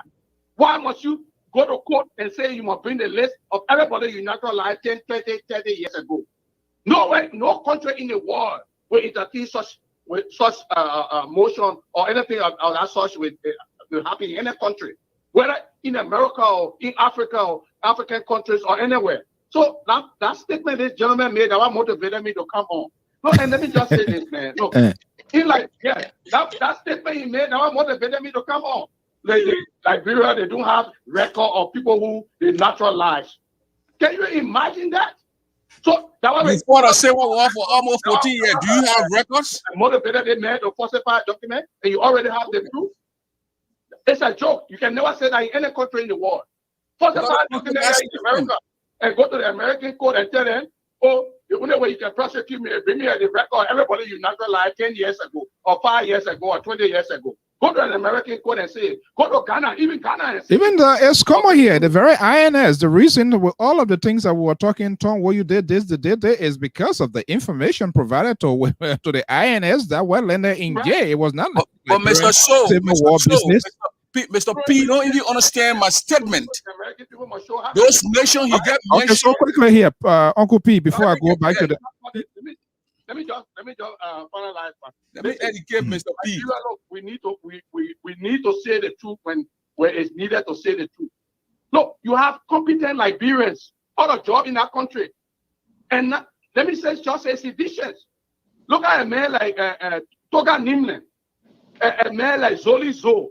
Those are seditions. Let me not even, because if I thought now, they will say, oh, you want to give a position to opposition.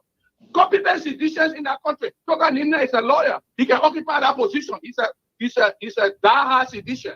Zoli Zo, he's a competent military man from the States here. He in Liberia, they're without job, and you have competent citizens or Liberians that have graduated from the University of Liberia, walking around with degrees and singing under Sakoma tree every day. They do not have job. Our government is there protecting a Nigerian man for a position in that country. Go to Nigeria and try that. Go to Sierra Leone and try it. A Ghanaian will never put a friendship over his country or a Nigerian. But only in Liberia, these kind of things happen. Look, man, the president is wrong. Let us say it when he's wrong. Okay, so quickly here, saying you from all of the countries, you have interest in everything here. What next? He's now resigning. Will the government of the Republic of Liberia, will the government of the Republic of Liberia or will the Ministry of Justice push further to see whether crime is being committed? Do you think so? There should be a deterrent. There's a need for this man to be prosecuted. That way other people will not follow suit. Okay? We will be sending a message to other African countries that you are welcome to Liberia, you are welcome, but you are not there to falsify documents and mislead the country. Even though he got by with it, but he's caught. Okay. He was smart. Yes. Thank you so much. Not because he got bad, we should let him go free. So I think there's a need for him to be prosecuted. Okay. Thank you so much. Let me go.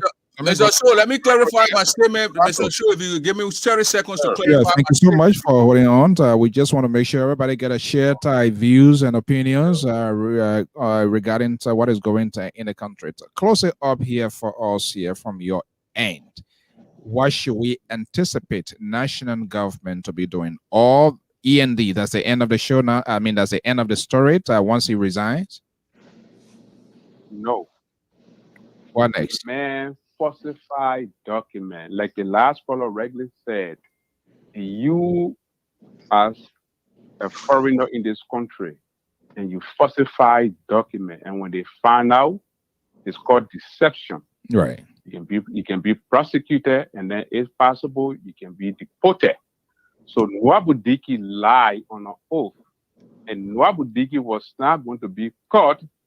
He was still going to be serving in that capacity going forward. And now that he is caught from the public pressure, that's why I'm making to actually send a letter of resignation. So after that, the question is, what next? I think the justice minister, because Nwabudike himself a lawyer, I know. the man said, you know, my paper not correct, you must send me to court. He said, I stand by it. If you don't prove it that, you know, I'm a foreigner, I will sue you. Nwabudike said it. So now it's a challenge to the government or the justice minister. After he sent his resignation letter, we say, okay, you know what? We understand that you got 3 different nationalities. You lie on an oath. First of all, we're going to disbar you because you are a lawyer. We'll disbar you. You know, you can't be a lawyer in the country here when you are a foreigner. So after his resignation, they should be able to, you know, indict him and set up an investigative committee. If he is found guilty, they should deport him so that it will serve as a deterrent. Because I know there are so many Nwabudike in Liberia that are not caught yet. You know, when you are not caught, you can't be considered a rogue. Okay, so this is what we're doing. So since you're here before you go. So Nwabudike now is considered a criminal.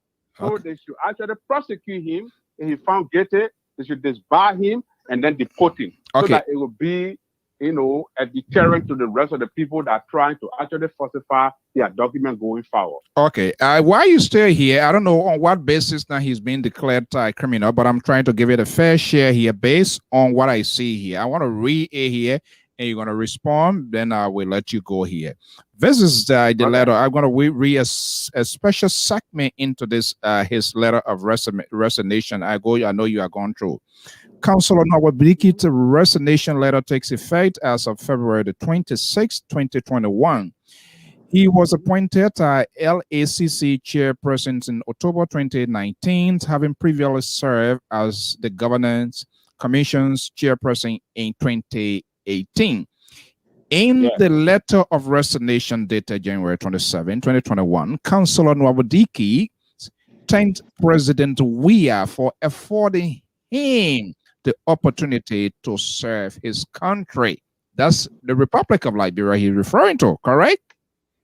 Right. So there is nothing here still I see from this letter of resignation to say he's not a Liberian. He's still defiant. He's still on the position telling the president, thank you for serving his country. You know, so this is quite interesting. And like you said, I'm waiting to see who's going to take the bull by the horn. Would that be the Attorney General of the Republic of Liberia? Based on what I've said behind the microphone, you on the other end, and Liberian is talking to say he's not a Liberian. What would be your thinking if the Ministry of Justice, for example, or the Solicitor General, to people that are supposed to build a case for the national government, if there's no action further taking? The man said he's taking the president for serving his country. So it shows to me that he has document, or he's still saying that he's a Liberian. Okay. That's interesting, though. The man wrote a resignation letter and telling the president thank you does not negate the fact that he still never lied on an oath. according to the information we got, the man got 3 different birth certificates and serving in that kind of reputable position, you know, and lying on an oath. That means, like, you know, you be treated as a criminal. Rato, I understand, but this is where his letter is saying for serving his country. He's not ignorant of the fact that he presented multiple documents claiming that he is a Liberian, which of course we all talk about that and all of that here. But this is a guy now who is now saying he turned his resignation. He's telling the president, "Thank you for serving his country." So my question here now, this is what I would say. I think Serena Seafor, who is the Solicitor General, is a challenge for him and the Justice Minister. So if they will let him walk away without prosecuting him, then of course, then we know that, you know, they are actually compromising, you know, whatever that is going in Liberia. Because we know the young man, you know, he is serving in that capacity, you know, in that kind of big position. And the person say, hey, you are not a citizen, we need you to resign. And now the Solicitor General and the Justice Minister is a challenge to them. They will let him get away with it. It's up to them. But I don't think they're going to let him get away with it. They're going to prosecute him. And I think if he found guilty, he will be disbarred and facing deportation. All right. Outcome of whatever that they will come up with. All right. You are throwing a lot of speculations out here that we're going to see what's going to be the end result of that. Thank you so much, Mr. Rato from the Garden City of New Jersey. Thank you for being part of today's program, and thank you for all what you are doing as well. Let me go back to my guys right up there. Pa George. Yeah. This resolution still says that he's thanking the president for serving his country, for serving our country. Let me say it that way. It does not suggest that he's a Nigerian or whatever. From this letter of resignation, that segment that I just read, he stands his ground that he's a Liberian. Yeah, I mean, that's the irony about it. This young man is very arrogant, and I will attribute that to the government stand on this issue.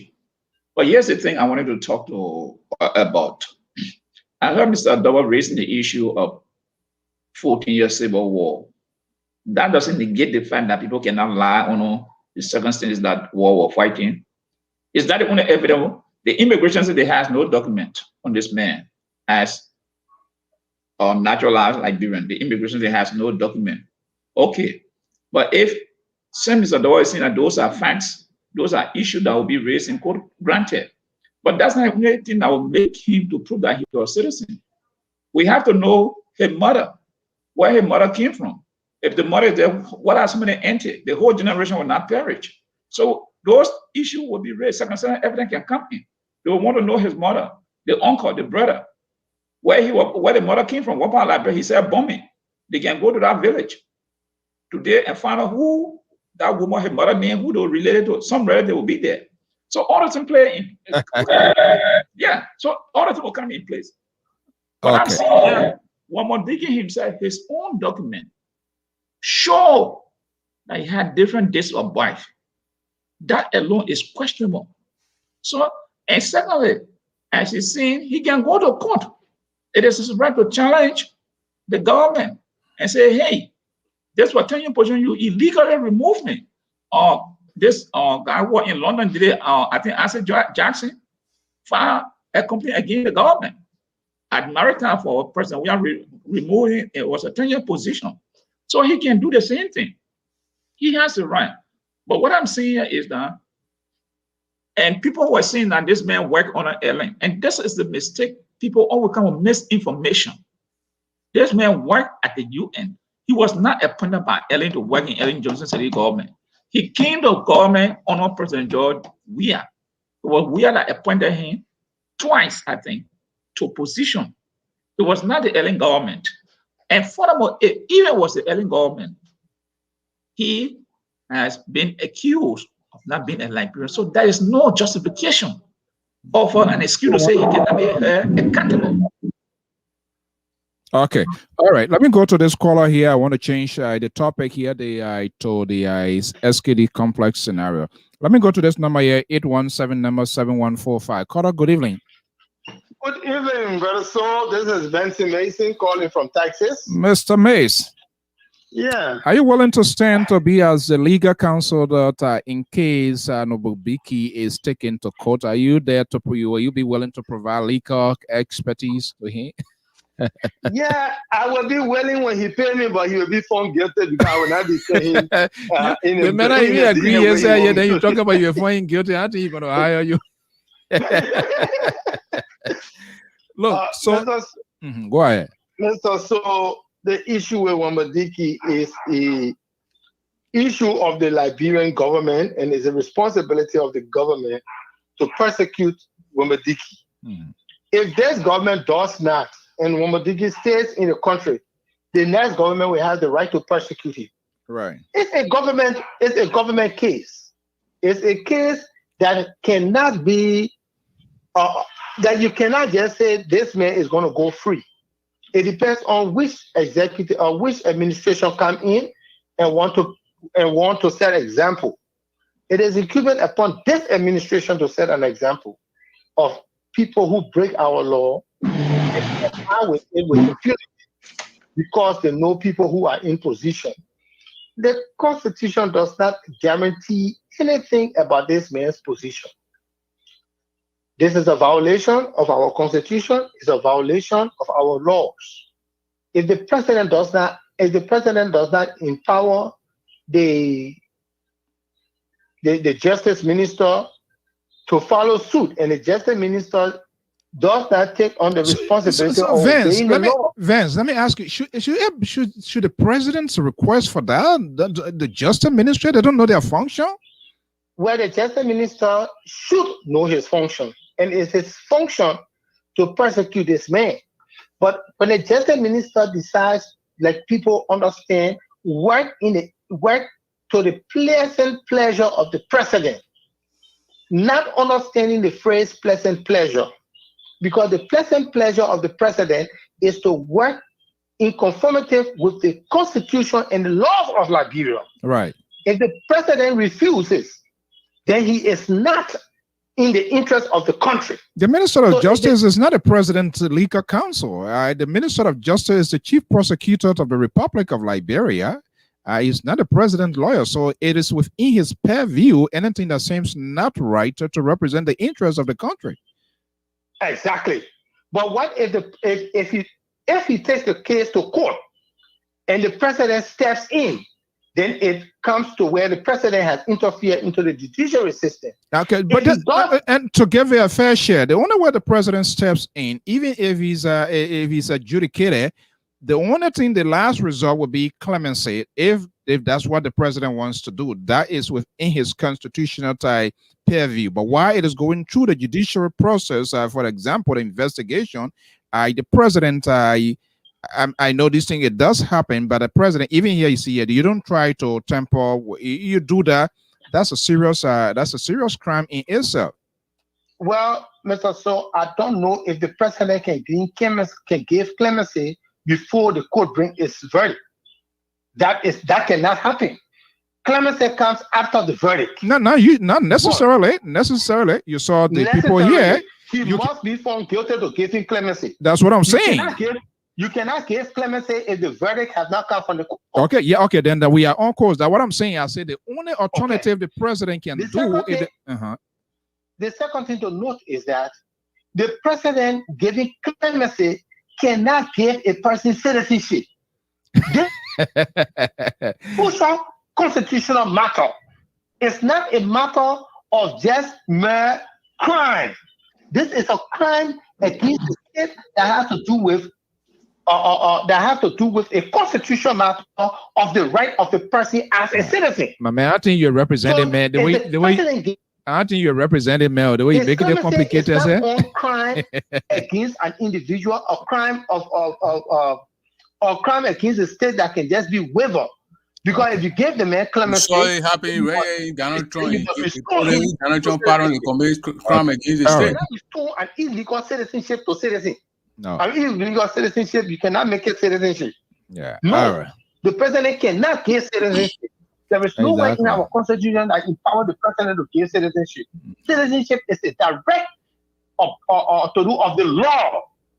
And the procedure is a directive of the law and the procedure. He cannot just give, hey, John, I'd like you to be citizen today. He can only confer. He can only the only constitutional gabble. Part of the executive. Right, the only constitutional gabble that he has, he can only confer honorary. The president cannot just. The president may say we waive. I don't even know if the president can waive or can give clemency for that. I don't think it's in his purview. No, that's the only thing the president. What the president can do, he can confer an honorary citizen. So like for example, he can be. And we got to look at the laws. We got to look at the Constitution. A person who is not a citizen. Hello. Yeah, listening. Go ahead. Mr. So. Yeah. We're listening. Go ahead. I think you break up. Okay. 508. Good evening. Are you there? Oh, Mr. So, is that me? Yeah. Which 508? Yes, sir. Okay. What's your name and where you calling from? I'm Smith, calling from Boston, Massachusetts. Okay. Next door neighbor. Yes, sir. All right. Bring the Bay State lawyer. Let's see if it is applicable to Liberia's law.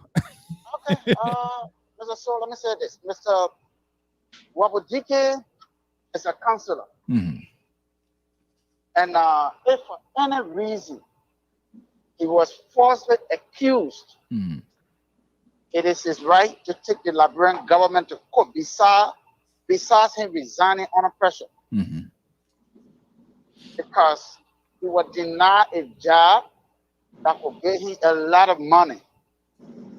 So if only the Liberian government wronged this young man and falsely accused him of him not being a citizen for Liberia, don't you think it is his right to sue the Liberian government? Of course. For defamation of character? Absolutely. It's not forced to. You don't want to take a case. Okay. Let's watch and see. So now that he has resigned, he does not sue the government. Mm-hmm. And it is the right of the government to go after him. That means he lied. Okay, so what happens supposedly if the government doesn't do that as well? Then where do we fall? I mean, we will just be for it will just be as usual business. It will be as usual business. That's Liberia. That would be that's Liberia again. The thing is like this. So everybody wants. How you get to know that, Joy? We are right here, man, my man. But Mr. Stone, who does that? How will you keep somebody in your house that knows behind the American government they get knows behind the person? Oh, we're looking for the person, but the person is in this or so. But you say no, for some reason this person has something that I want, and I know what the person got some valuable thing for me. I will keep the person in my house no matter what the American government, the CIA, the FBI, whoever that is searching him, I will still keep him. What do you think you're doing there? Okay, well. Don't you think you're in some cahoots with that young man? All right. There's something that young man get that you really need, or there's something that he knows about you and you don't want it to be revealed to the public? Well, these are all apprehension, suppositions. I don't like circumstantial stuff. So, but you have the right to talk about it, and that's the only way. The more we talk about it, and we get the real revelations going to come out. Okay, my man. Thank you so much. Thank you. Okay. Mr. All right. Mr. So, let me say something from Mr. P. Coke. Yeah. He kept doing the man. My name is right there, and he knows me very well from Minnesota, but he kept referring to me as the man. Yeah, it's a P. Coke said that I said the LACC, former LACC or LACC boss we request documents from that time frame from 1980 to 1984 or 85 or wherever. This is the court system we're talking about. We're not speaking on resentment or sentiment, yelling. You're going to go to court. The man told you that he's naturalized. He has paper in his possession that he got from your immigration system. Now, when you go to court, you don't think this man going to hire his own lawyer, or he even defend himself in the court of law and say, okay, if you think or if you say I'm not naturalized, show me documents. The Liberian government, show me documents or show me proof of people who naturalized that time. You don't think it is the responsibility of the government to beyond all reasonable doubt to make sure and tell the world that this man lied? that the document he has in his possession is wrong, to go back and tell us how many people, and this is it, Mr. Namadigi, your name is not on the list, and these are the people. These are things that the man going to ask in the court of law. It's not because we yell here or we saw what happened with our senators. They yelling over the place and running around. These same people who work with this man, who been with this man now, all of a sudden they try to be that they are injurious to us. That court system we're talking about.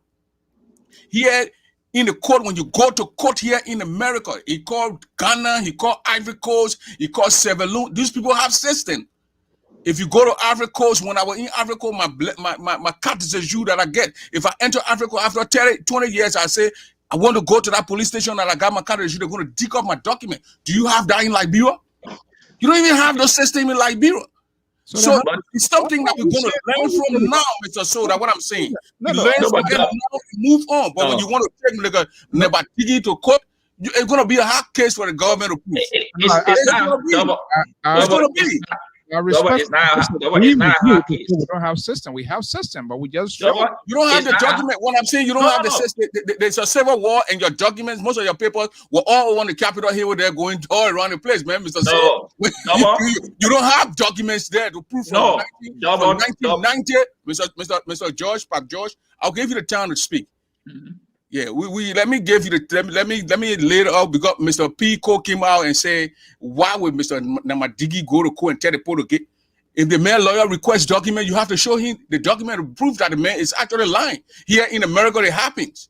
If a police officer pull me over here and I go to court and he say I'm driving 30 miles and I mean 40 miles on the 30 miles, I'm gonna, if I get my lawyer or myself gonna ask that he show me the radar that picked me up. He's gonna say, no, I'm not gonna show you the radar. He's going to show the radar, and they're going to show that my license plate is picked up for that radar. That is the only way the judge will find me guilty and I pay the fines. So when we go to court and say, okay, granted, you say you don't have nothing in my system, in your system. The immigration said it has nothing in the system to prove that I'm a citizen or I got naturalized to that age or to 85 or 84 period. That close to show us your people who were naturalized. Okay. Don't you think the man lawyer has the right to ask that question? Okay, Prince, hold on 1 second. We're going to close on that. Mason, are you there? Pa George, go ahead. Let me just bring him. Yeah. Squeeze in. Yeah, 30 minutes. Mr. Double, as I see you sticking to this point, document from 1984, 1991, the war during the 14-year period war. That's just one aspect. The Liberian government can ask Mr. Womodiki to show a birth certificate where he was born. They can ask him to produce. If a mother is not there, if she deceived, they can ask him to produce the mother, uncle, the auntie, other relative to come to say his mother came from the place and this is where he was born. So there are a whole lot of factors. It's not just one issue you would take to justify that. Because of that, the government cannot have a case. No. Womodigi, if you are born in Nigeria, they can go to the hospital. His mother name will be there. The day he was born, he will produce a birth certificate. If a mother came from Liberia, the village was in Morovia, they will go to that area. Some people still living will come to confirm that, yeah, he was born here. There was his mother. I'm the aunt. I'm the nephew. So all these things will take place. A woman did goes to the government taking the court. So it's not just because the immigration came out, they said, no, they don't have any document. The Liberian immigration came out, they said they don't have any document on this man. So we will go back to verify signature. So it's can they find other documents or other Liberian, other people that got naturalized? That's not an issue. Hold on. That's an issue. The case he brought up in the court. Hold on. Listen, are you hearing us? Yeah, I'm hearing you guys. I'm getting kind of strong. Yeah, go ahead. It's not an issue. One fact. Yeah. I'll come here, Pa George. Listen, go ahead. I get it custom by Prince Double's rationale. But the idea is for you to question let me just of his phone is running. Yeah, let me take you off so you come back. Just come back in here. I have the last 30 minutes here. By 9:30, we're going to wrap up. I want to squeeze in something here. We're not going to go all here. The issue, the scenario with Senator Darius Dillon at the sports complex. I want us to talk a little bit on it. here.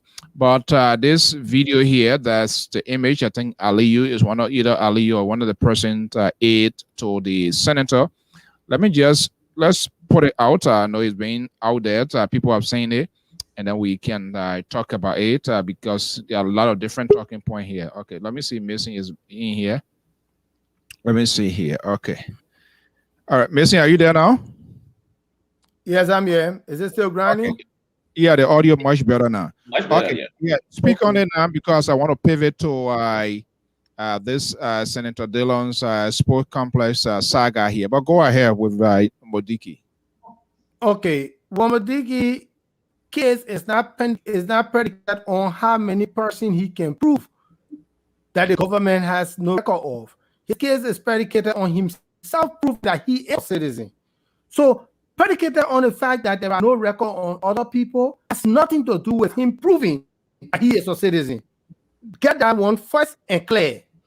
He has the ability, he has the right to prove he is a citizen and that he has been denied his legal citizen right. And given that, if he has several different birthdays, that is in and of itself fraudulent. Because the record must be consistent. Right now, if you go into your own record in the American system and you got another birth that is different from the birthday that you enter this country in, your credibility, your people will be brought into question, and your citizenship, if you have one, or your status as resident, if you have one, will often be brought into question, will be denied because of fraudulent birth record. Now, let's read. Modiki has fraud birth record, several birth record, several marriage record. So which one is authenticated? Which one is the one that the Liberian government got? Is the case that to prove that, listen, this is my legitimate claim. This is what it is. Modiki has the right to clear his name as the of the government victim for fraudulent record. So it's something that will keep in our mind. It's not the government to say, it's not him to ask the government, okay, bring record for other people. That's those people record private business, that's their privacy. You can't bring it. Government has no right to bring publication. That's their privacy. Government will give you 10 things. And you will not ask for detail because they ask for record. You cannot ask for it. That's not public, that's not all for public, except somebody bring one of them up. Any person has the right to be given detail that person's record. So you cannot just publicly remember the right to privacy is a citizen, is illegal for every human being. The right to privacy. Nobody can then display my record except it has to do with a clear attitude, and they have to display it. So get that in mind, friends, and keep that on record. The man trying to prove your system wrong here.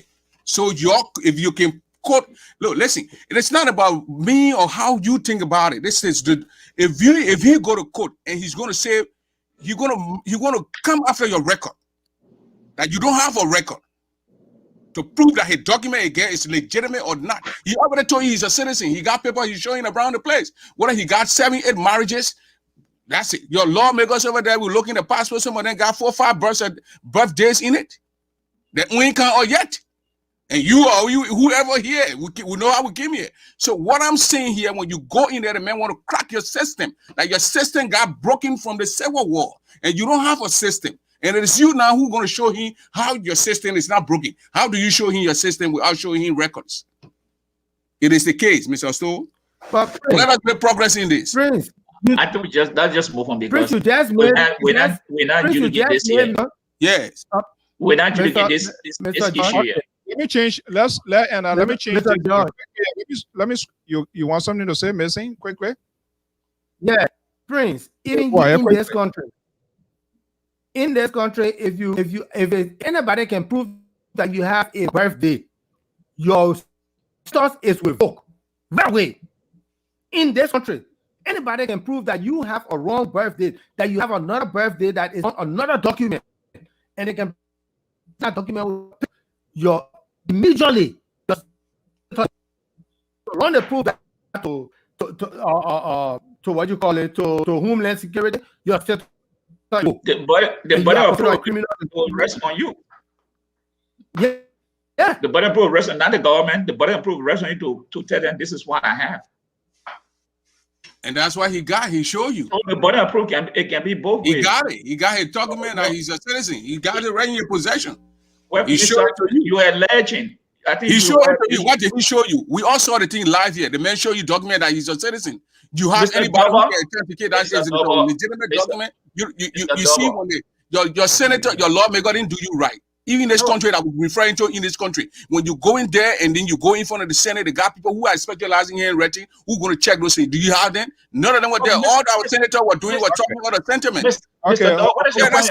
Hold on. What is your point of argument? Nobody can even prove that the man paper he has were legitimate or not. None of your lawmakers could prove that because they're not specialized in that field. Prince, it's not like there's going to be a guess or argument here, Mr. So. No. The people who are specialized who go to school to do these things. Prince, I'm going to go there and say, oh, the paper here is legit. I don't have the special things in that. Hello? Yes. I am the chief executive in the house here. I honestly, I'm sorry, Mr. So. I thought I wanted to print double show. No, okay, you're not on print double show. You're on Lpr. Okay, let's change gear here. The reason we are having this here, I want us to talk about a little bit here before we sign off, and we got to do it nicely because there are other folks that are listening to us too, so that they will understand what we are talking. But another thing that has caught the attention of people, let me play this video, and we're going to have a few minutes discussion before we go. Let's see it.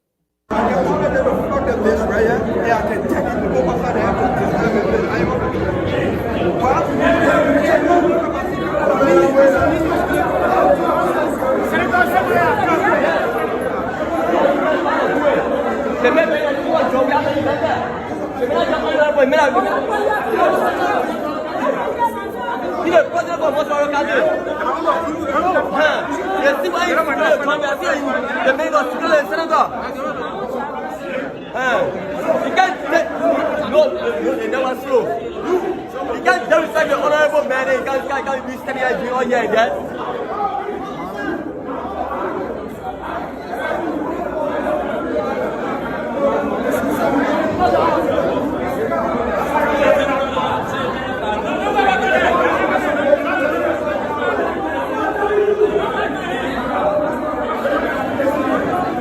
But I think you're for recording, I think you're for recording. I'm recording. I think you're for recording. You came up with a business and you will pay for it. I think you're for recording. As you can see, they respect the senator of most of our county. They never very slow, so that's what we're recording them for. You stop the senator of most of our county, enter the fee. As you can see, the EPS officer, every police officer putting stop to him for disrespecting the senator. Then disrespecting the senator and the senator will not elected. This is the EPS officer. This is the EPS officer. This is the EPS officer disrespecting the senator of Monsanto County for little or nothing. As you can see him. This is the EPS officer disrespecting the senator of Monsanto County. We will put on Facebook. We will put on Facebook.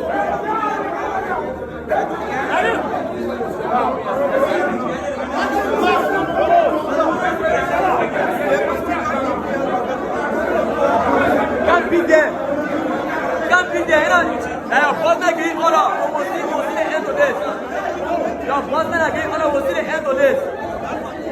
Your bossman gave the order. We'll see the end of this. Your bossman again, honor will see the end of this. How will you disrespect a certain lawmaker? We'll see the end of this.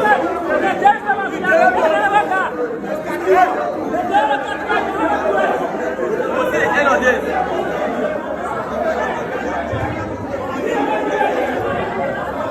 They see where had the president being united, I see where the senator being united. And we'll see the end of this. We'll see the end of this. You want to take my food, you can take my food, carry it, but you will pay for it. I will not take it kindly. I don't need to go on the scene. But anywhere they carry my security today, I will go there. My security protected me. They are protecting me. Anywhere they want to carry my security today, I will go there. Show your hand, officer. Show your hand. That's me. Excuse me, sir. I can't achieve everything. My man, be precise. I said just 1, 2, 3. 1, 2, 3. With due respect. Excuse me, please. Hello. How are you? Excuse me, sir. Yes, sir. These are my security. They beyond the women. Bagata for a man.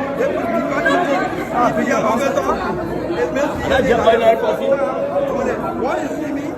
Something about you can rise. So he can't tell me at this point. So that I will not condone it. Anyway, I want to carry them. I'm ready to go with them. Hey, you ready to arrest them? No, I'm arrested. These are all officers. Allegation. For us to go to the nearest. I'm going there. Yes. I'm going there. Okay. So you're arresting the lawmaker, right? You're arresting the lawmaker, right? No, you're arresting the lawmaker. You're arresting the lawmaker. No, you're arresting the lawmaker. So you want to arrest the lawmaker. I saw the camera. So you're arresting the lawmaker, right? So you're arresting the lawmaker, right? No problem. Nonsense and accessor. I was at that entry. This particular EPS officer, I will have to take up issue when you start professional. I'm blessing the internet place.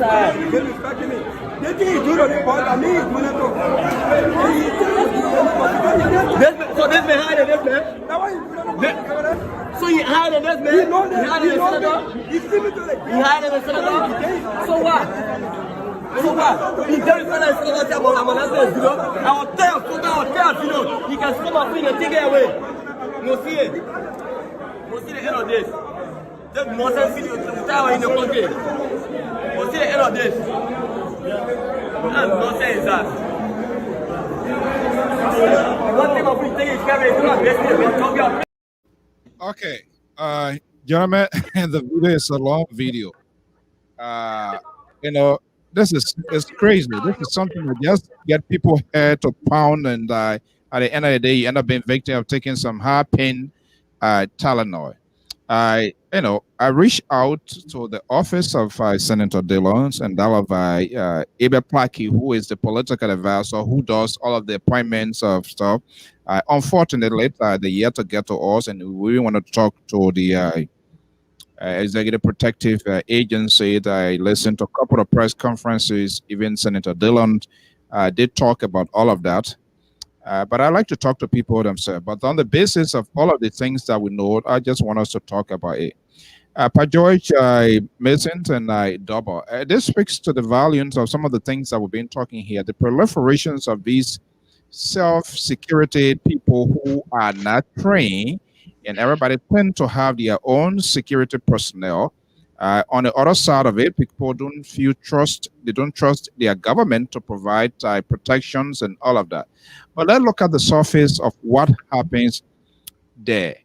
I'm interested to know as to whether the president of the Republic of Liberia was already in the VIP when Senator Dillon arrived. I also have interest in knowing that there is a number of protocols when it comes to functions and activities, and usually the tradition when the presidents arrive at a certain place, no any other person get there. You either go there, and one of the stuff that I listened to is Senator Dillon, he alleged, he said that he did not purpose of watching that game. But let's give it an honest conversation here. See it while we unfolding. You know, I know we have Capitol Police, and it comes down to the failed system, lack of system that is not being put in place. The government should be the one, there should be a Capitol Police assigned to each lawmakers. That's how it used to be. But for some reason, from Helens or whatever time, people do not trust their own or government, and there are enough reason for which they are doing so. As a result, people who does not have the prerequisite training, they wear, and they give them uniform, they wear, be it military hardware, police or paramilitary hardware, and it becomes security to these people. And the approach to get things going, whether they understand protocols as well, I don't know. But let's have a little conversation here based on what we see maybe from this image here. Is insufficient. Hopefully they will come one of these days here. Let me start with you, Pa George. If you the video you saw and seeing what of the action here based on some of what you've been saying around, how do you wrap this thing around your head? Both sides went wrong, but let me break it down. The EPS, now called EPS, used to be SSS, Special Security Services. Here is the act that created the APS, the Executive Services. When the president goes anywhere, that area the president is, and like those that we should consider it, when the president comes to this house now is the executive mansion. Right. So it means that the SSS, which is now EPS, take control over security of that place completely until the president leaves. Complete lockdown. Yes. If any other security of any securities that are there, the SS supersede them. Water police, the army, the SS supersede them. So the protocol, then yes, the protocol. Any function where the president will be going, when the president entered that hall, he said, once the president enters, the door is closed. No exception. The door is closed until that program is over. Now, the football, what Dylan did there, Dylan went there. First thing here, if you have a private security, you should stay in the car. They are not allowed to go with you into the VIP. No. They are not allowed to go into the VIP where the president is. No private security goes there. Only those officers that assigned there, be a police, army, or the SS, those are the only officers supposed to enter that VIP room. No exception. That even if you are retired vice president, they will give you what?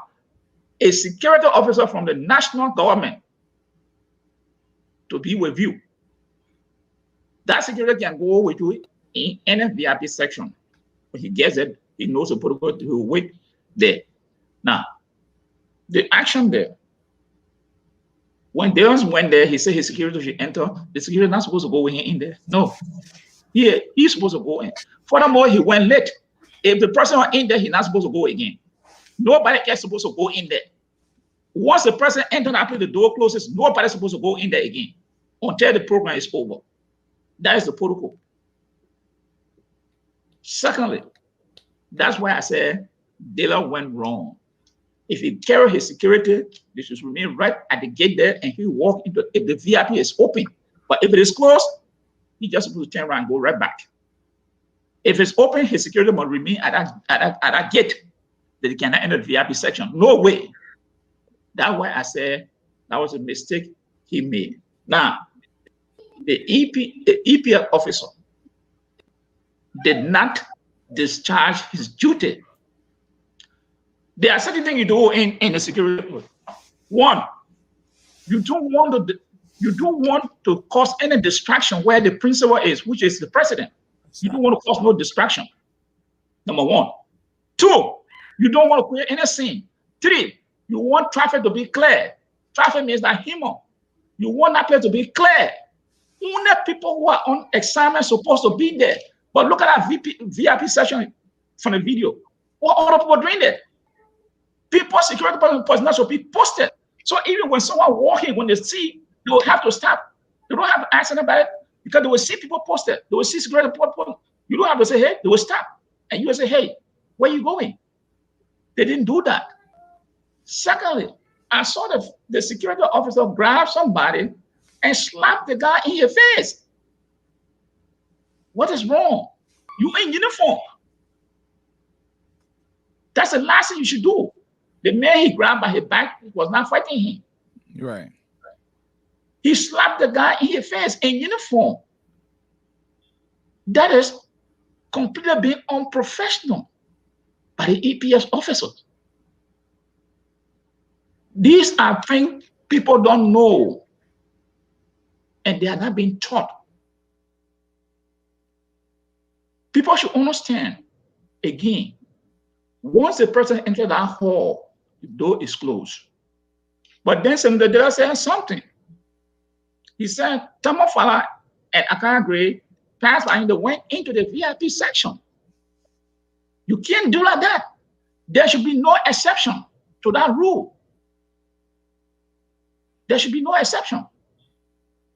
That's why they gave you time when all guests are supposed to be seated. Because the person is the last person to enter that hall. Once they enter, nobody coming in again. The door should be closed. Period. Secondly, no private security is supposed to walk with anybody in that hall. No, not supposed to be allowed. Period. Okay. Even if they don't have Capitol Police, if they don't have Capitol Police assigned with him, that officer will not be allowed to go into that VP, into that hall. He will stay right at the entrance there to wait for his boss. Right. That's a critical point you injected here. Mr. Mason. Mr. I will have to differ with Mr. George a little bit. And I will agree with him to some extent. If it's in a close confinement where the president is seated, when the president is on the soccer field playing, he was not in the VIP, he was on the soccer field playing at the point in time. So if on the soccer field and playing, the VIP is open to anybody to enter. No, Mason. Yes. When the president is on the soccer pitch, it's not in the VIP. The protocol says when the president is in a close confinement, when he is in a hall, the hall is closed, it's a closed hall, and he enters, nobody can enter. Like you said, when he's in your house, nobody can come after that. Even your wife, you can't enter. Your wife can't even enter. Your children can't even enter. But when the president is outside in the public, now let's look at it this way: the president goes to his role. He's outside in the public. Can you say people can't around? You can't stop people from coming around because it's open. It's an open place. Hold on one second. It's an open place. It is not a confinement. The protocol says when the president is in close confinement, which is if he's in a hall or room or building, that close confinement, nobody else after the president. That is a close confinement. So the president is outside. Missing. Yeah. I don't know. Your line is so bad of video or frozen. Let me go to Prince Double. Prince Double, go ahead quickly here. Hopefully 2 minutes. And so I will go to the number on the line here to get their views. You saw that video. What comes to your mind? I saw that video. I was when I saw it for the first time, it's not my first time seeing that video. I was shocked. Everybody, the police of the EPS guy, the senator, everybody acted wrong in that whole thing. The EPS guy was so emotional, yelling around the place. As Pop George said, the guy distracted. If the president was ready in there, anybody want to harm me, going to harm me. Just for that EPS guy action. Because the distraction you caused right in there, so maybe the guys actually came to cause that distraction with you, and the other people pass around and do what they want to do. So the EPS guy, there's a little training. A lot of training need to be done with the EPS guys. If you got something like that, you take the people outside from the whole area, take them outside and just settle it there. But right in that place to do that, it was the distraction in there, and the EPS guys, I think his boss need to actually talk to him about something like that, and the senator too, the man, he's your senator. We don't want to see our senators into those kind of move and our representatives. He's telling the people that he can order people to beat the order the security and disarm him from a senator. The senator too, he's supposed to put that thing under control. The man is a lawmaker. He got the right to call that EPS director or whoever to come in front of him what they're doing now. So when the man felt disrespected in that area, there's a way that the lawmaker can do things. You saw Erin Snow and Fagon. When Fagon did that thing to Eugene with Snow. Snow walked out, recorded the man what? Fagon, the next week or whatever, Fagon in front of the representatives. You're in front of the lawmakers for his action. You don't think Dillon has that power to do that? To talk to a colleague to bring the guy?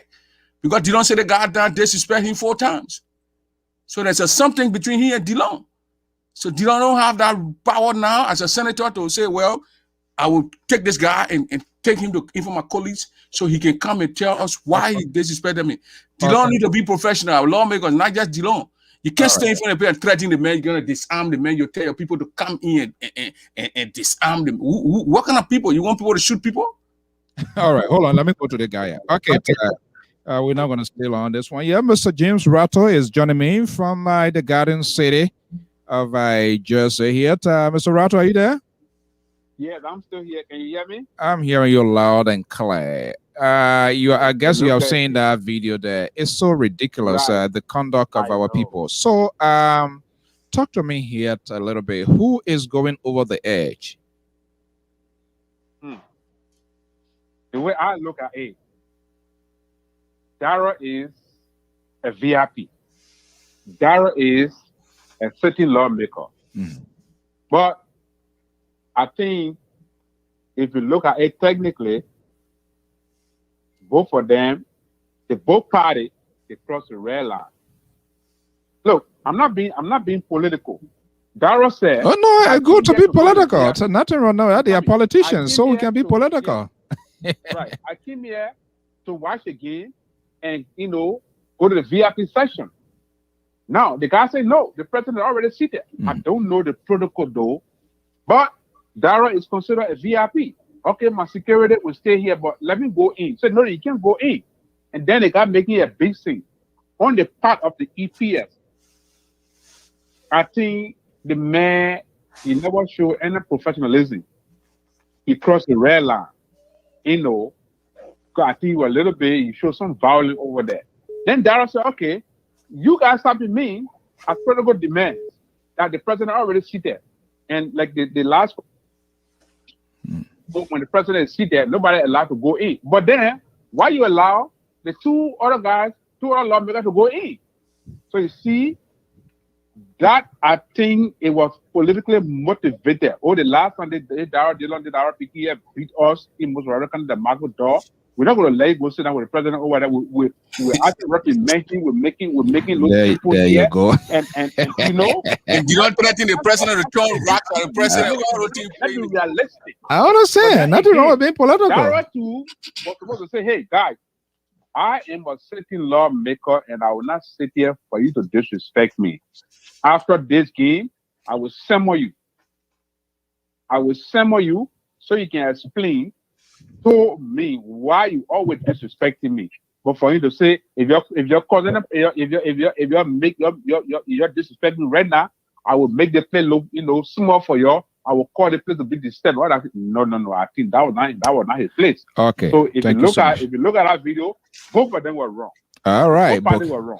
Okay, but when they go to court will take a definitive position. Thank you so much. But at least you have your own court where everybody wrong. So that's a peaceful settlement. Let me go to this number here. We're not gonna stay long here. 508 number 9200. Caller, are you there? Yeah, Mr. Toe, how are you? How you doing? Great. Brother Smith again from Boston. Yeah, Smelly, go ahead. Pat George said he was quoting act that established the EPS or the SS or whatever it is, but he did not quote any act. What he talked about was the protocol into VIP. Those were something that he showed light to. But now, is there any law for RFA in Liberia that say when the president enters VIP or when you buy your ticket for VIP, you should be able to go at this time? And at this time, if you don't go, the VIP will be closed. You're not supposed to enter. Is there any law for that? Are you asking? Listen, let me respond to him. let me President enter, what country you see president enter, people be passing around, going around the place. Yes. You know that when there's a protocol. There's a rules. But There's when you rules. tell everybody that buying VIP ticket, that whenever you come into VIP, you should come at this time, and at this time, don't come there because the person will be there. We need to understand that. Then I would draw my conclusion on that. But for now, I will listen. Okay. Thank you so much. That's the views and opinions expressed here. Let me come right here in state, Ocean State. There's a number here, 401 number 1499. Good evening, caller. Yeah, how you doing, sir? Great. What's your name and where you calling from? I guess you are. I think the part one is it has something to do with the entire security network in Liberia. Because I remember with my little security knowledge, they're having a game. The executive chief security that in charge of the VIP or whatever, the ESP, and other security apparatus are going to that game. Their names are submitted to the EPS before the game.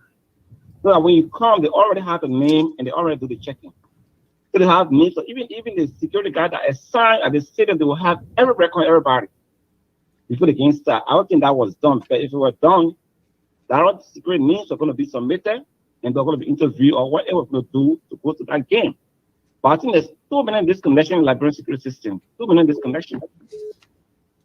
The city police not talking to the national police not talking to the state police, the EPS, the team, they are superior, the army not communicating. That's what the problem is. I reserve my comment and I hope to listen to you guys. Thank you so much. Okay. Okay, the man from other country here. Let me see what he has to say. The man from the 15th political subdivision. Yeah, Brother Prince Double, my own brother and friend. I'm very sorry I didn't mention your name. It's not that I'm disrespecting you, but I came on watching the show when you were already speaking. And I didn't know, I didn't know who already speaking. That's why I said that. But Prince Double, you're my buddy, you're my brother, you're my friend, you're my nephew. So I'm very sorry. Do not take exception. I just responded to what you said, but I didn't know you were the one speaking. Okay. Are you there? Yeah. All right, no, don't Prince. I can't it. There you go to I see. That's my nephew. If you take me to court, Prince, I will discipline you. Okay. You want to speak? You want to say anything? We want to be closing up now. You want to say anything? Okay. I just say that I hope that problem with Senator Dillon and the security, they can just try to handle it amicably resolved. Because you see, if the senators and legislators allow this EPS gentleman to always disrespect Senator Dillon, he's disrespecting the entire legislative body, not only Senator Dillon. That disrespect goes to both senators and representatives. So there's a need for them to resolve that problem, and that it will not happen again. Okay, so that's my only advice. There's a need for them to address that problem, because disrespecting the senator is disrespecting like all this the legislative body. That's all my point I gotta say. Okay, thank you so much. All right, that's the last call for the night here. We will be cutting here very shortly. Let me go back to the guys here. Mason, you spoke on it already? I was speaking when you told me to wait a little bit. Okay, yeah, go ahead. Let me give you the fair share. I mean, it's pathetic. The problem is security is not trained to the protocol, especially EPS from the video I watched. And from what was played, the EPS needs to know the protocol. And that is the major problem most of the time. The police have that problem. The EPS is no exception. The immigration is no exception. We need to know certain things are important.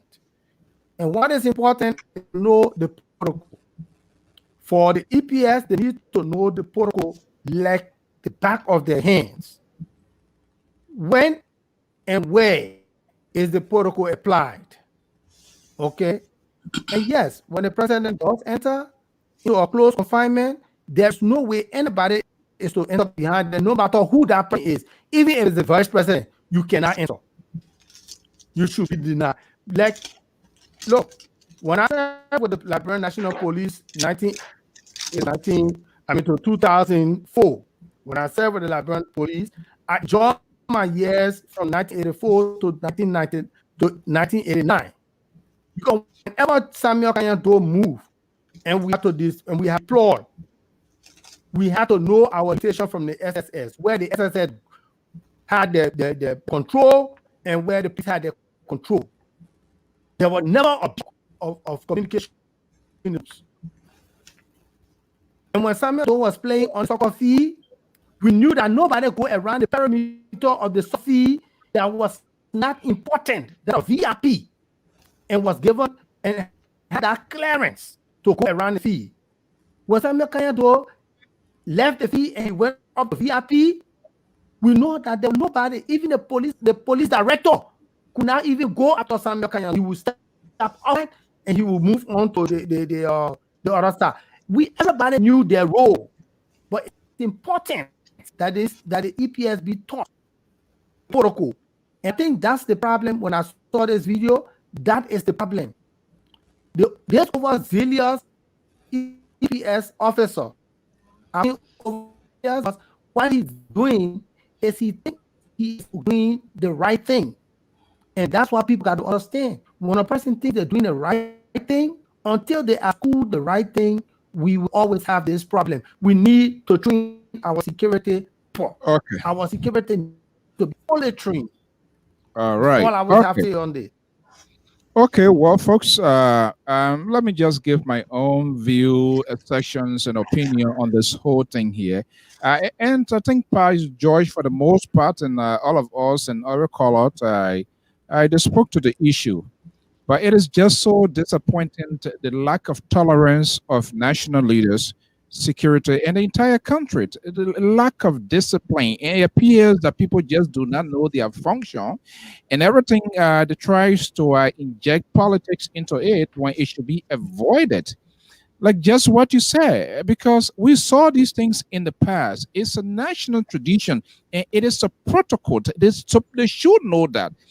Those days, the SSS, the Moses Thurmond, Mr. George, Thomas George, and all of those people, when they were there, the Patrick Minico and all of when the president is within the vicinity, that place is a complete lockdown. There's no car going to go in, no car going to come out. It doesn't matter whether it's in the open air. It's like it goes to a function, an indoor function.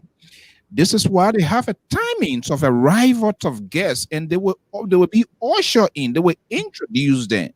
And like what his Nisa Mason you just said, they're not every police because you're a police officer or army officer, you goes within the proximity of the president. No. It's not like that.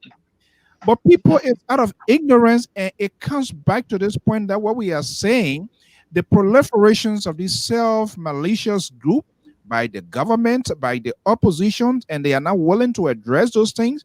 You take all your fun khaki and boots and cap. They're not even dressed, no basic training. They don't know how to interact with people.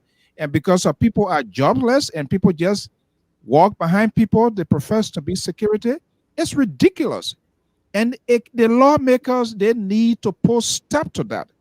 They need to put stop with these militias. They need to make sure they work, they are part of the system. They need to make sure they need to do everything possibly they can that the government or the capital security or the police have a assigned security that will be accredited. Not because you're a police officer, you see the president on the field or you see the president somewhere, you can walk in. No. And people have to be decisive. This sort of self-ego within our people, everybody wants to be authority. Yeah. And they do not want to do things in a timely fashion. It's wrong. It's wrong. Like what he said, they endanger that whole, and I've seen that over and over. The security people, the lawmakers, they have endangered the life of the president consistently. Whether we voted for him or not, for now, he's a president. And mind you, because these things that is happening, if we are not careful, because it works in certain people's favor, it's going to come back tomorrow. Even when you get there, other people are going to do that. And I think that was just ridiculous. It was absurd to see officer. And look, if you want to go by right, I thought like that again. I was hoping to see Senator Dillon Fala to hold hands together and as Maserati to create that sort of solidarity in the interest of sport. If you choose not to go to the field, I listen to one of his stuff, and then if you enter now, I mean you can, because that's what he said. He said he wanted to be with his people. So then we're prompted now to say you want to go to a VIP. And if and only if, as he alleged, I didn't see that on the video, and I hope to see if I see that video, I can speak to it.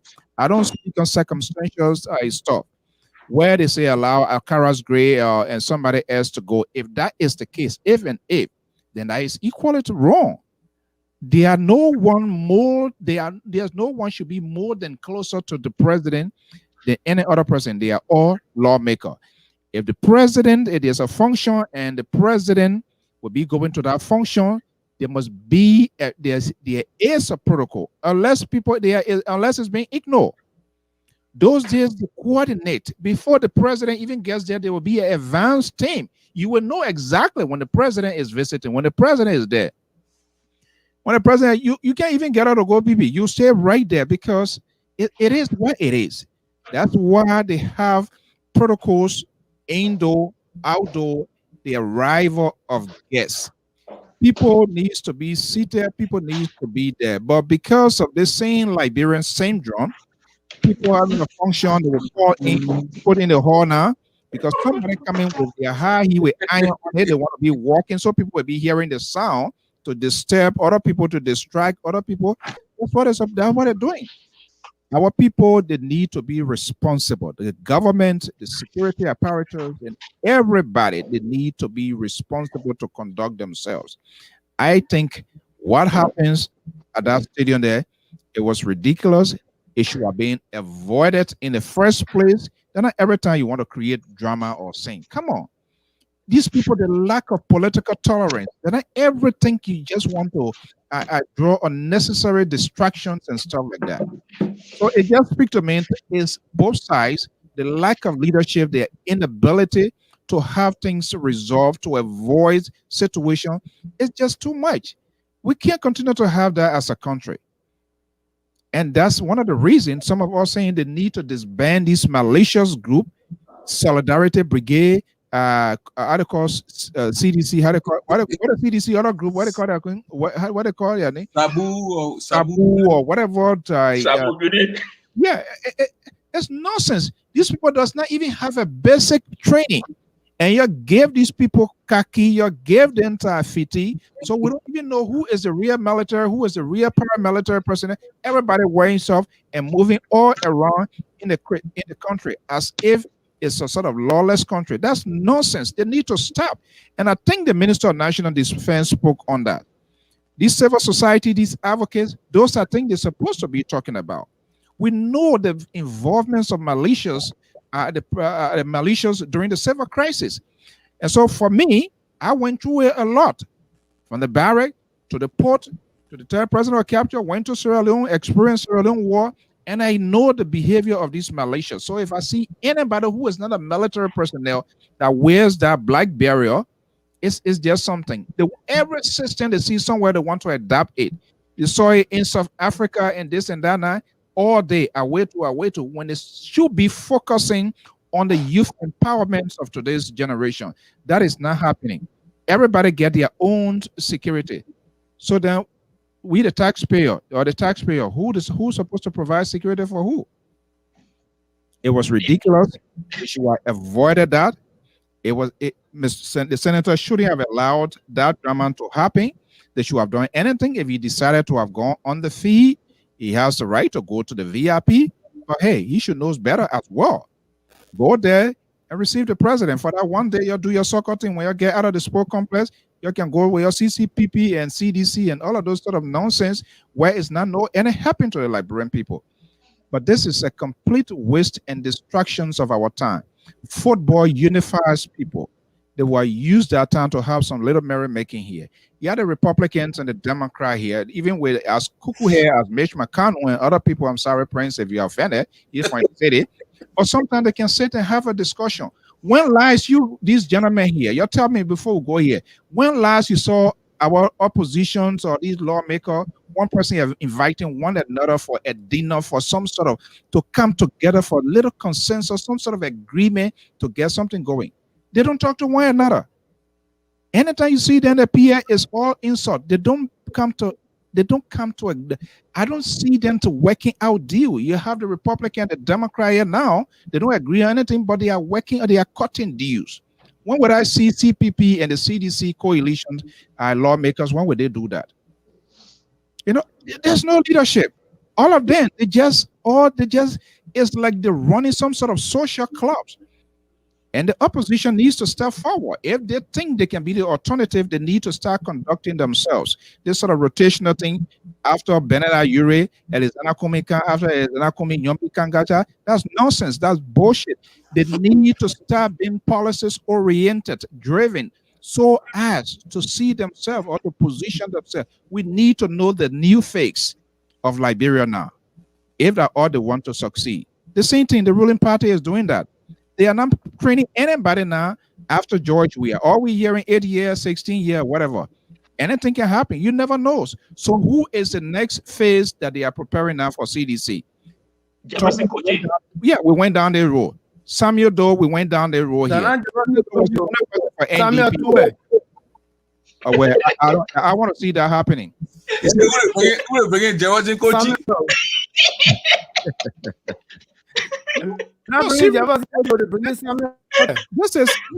is just something. All right, the election finish now. I'm just kidding, man. Organizing yourself. All right, you people like Joseph Boyka, then they need to go to retirement. I'm serious, because this is why we do not progress. All of them, ANC stuck with what his name say, Elizana Kumi. Unity Party, I'm not hearing anybody named Joseph Boyka. ALP, I'm not hearing anybody named beside Benena Ure. First of all, Benena Ure knows very well. I know that he's not going to win election. He's in it to protect his business, which is a good strategy that he's working on. The CDC government, I'm not hearing anybody that they are really tutoring or mentoring now that, okay, after 8 years, 16 years, as alleged by then, after George Weah, this is going to be the face of the party. They are not doing that. They will wait until when they fall down flat, then they will start thinking, you see this government, that's what they do. Every convention, you're going to see, you will always hear say a rising star. That person, they begin to follow that person. They begin to keep eyes on that person of his sort of leadership style, whether he able to bring people together. Our people, they don't do that. This is crazy. I don't believe in that. I don't believe in the opposition. They are not putting out no alternative. They are not conducting themselves responsibly. They are not keeping the conversation that needs to be kept so that the international community to see then that, yes, these people are mature. They are alternative to the Liberian crisis. You don't see them come here. All of these people together are support base here, friends of this, friends of that. When last you saw them coming here to say they meet one state or state representative before not even talking about city mayor, how they think they're going to get international recognition? They come here, they go to basement, have party, live, and that's it. Raise money, countless money, no accountability, but yet they want to hold people accountable. We have to stop that. The same way we get finger in the throat of the government, we have to put finger in the throat of the opposition or those who wants to be leader of that country. Other than that, we're just going to be in the vicious cycle. We're going to be revolving, going from, because if they can't even discipline their own institutions, what is the guarantee that if they take state power tomorrow, they're able to look at some of these people and take action? Then the same thing we are talking about George Weah, Ken Icon, Jefferson, Koji, and other people, then you're going to be the same thing, because some of these people, they can't even look into the faces of people that support them, who make ridiculous statements, who say ridiculous things, and they are unable to pull fingers in their eyes. Gentlemen, we don't want to go over the limit. We're going to come here, but honestly, Liberia needs a surgical operation. We need to have a mature politicians, people who have the country at heart. Not the sycophants, all of them. Believe me, you take the country right now, they're going to be crazy. I'm not seeing the strategy being put in place by the opposition either. Well, Mr. So I got news for you. What's the news? Good news or bad news? Oh, good news. The opposition said this year you're going to see the candidate, the presidential candidate. They say I want to see it now. They said I'm telling you, they said they will put all the presidential. Are they going to wait till December? Yeah. We need to know now. So we start wait till December. Because I don't know what they just said. They said they're going to put it, so we gotta start following them. Yeah, we need to start seeing it now, honestly, because there are some people who are also corrupt. They are embedded within the opposition, and when they embrace those people, then that is a serious red flag for me. Oh, of course, yeah. But who will be here? Who will be Already, running? they already did. I don't care. Be a CDC, the opposition. I want somebody who have the country at heart and somebody who is authentic. Most of these people, they have 10 faces. They are fake. They are corrupt. They are dishonest, and they just all they don't even build their institutions. Check their record. How many political parties, other than today, the group that are there today, all of these people, they were with Unity Party. What happens? They go to CDC. When CDC leave tomorrow, whatever party can, then they cross over. Let's cross over. That kind of nonsense, is that what we're here for? They say, my man, no, we're just there to survive. Do not ever let us put Liberia on crest or turn it over to Jeff Bezos for Amazon, and then we can stay in Cote d'Ivoire until we're ready to come back. Go ahead, Mr. Before go. Mr. So it's calculato ideology. You got to know where some of your bread is butter, and you got to jump from tree to tree to see where the market can find food. That's why we got in Liberia politicians. Who do we want to do? They just jump. Yeah, okay. KBK. Yeah. Who are we carrying? You know, that's it. It's so smart. Now you remember true.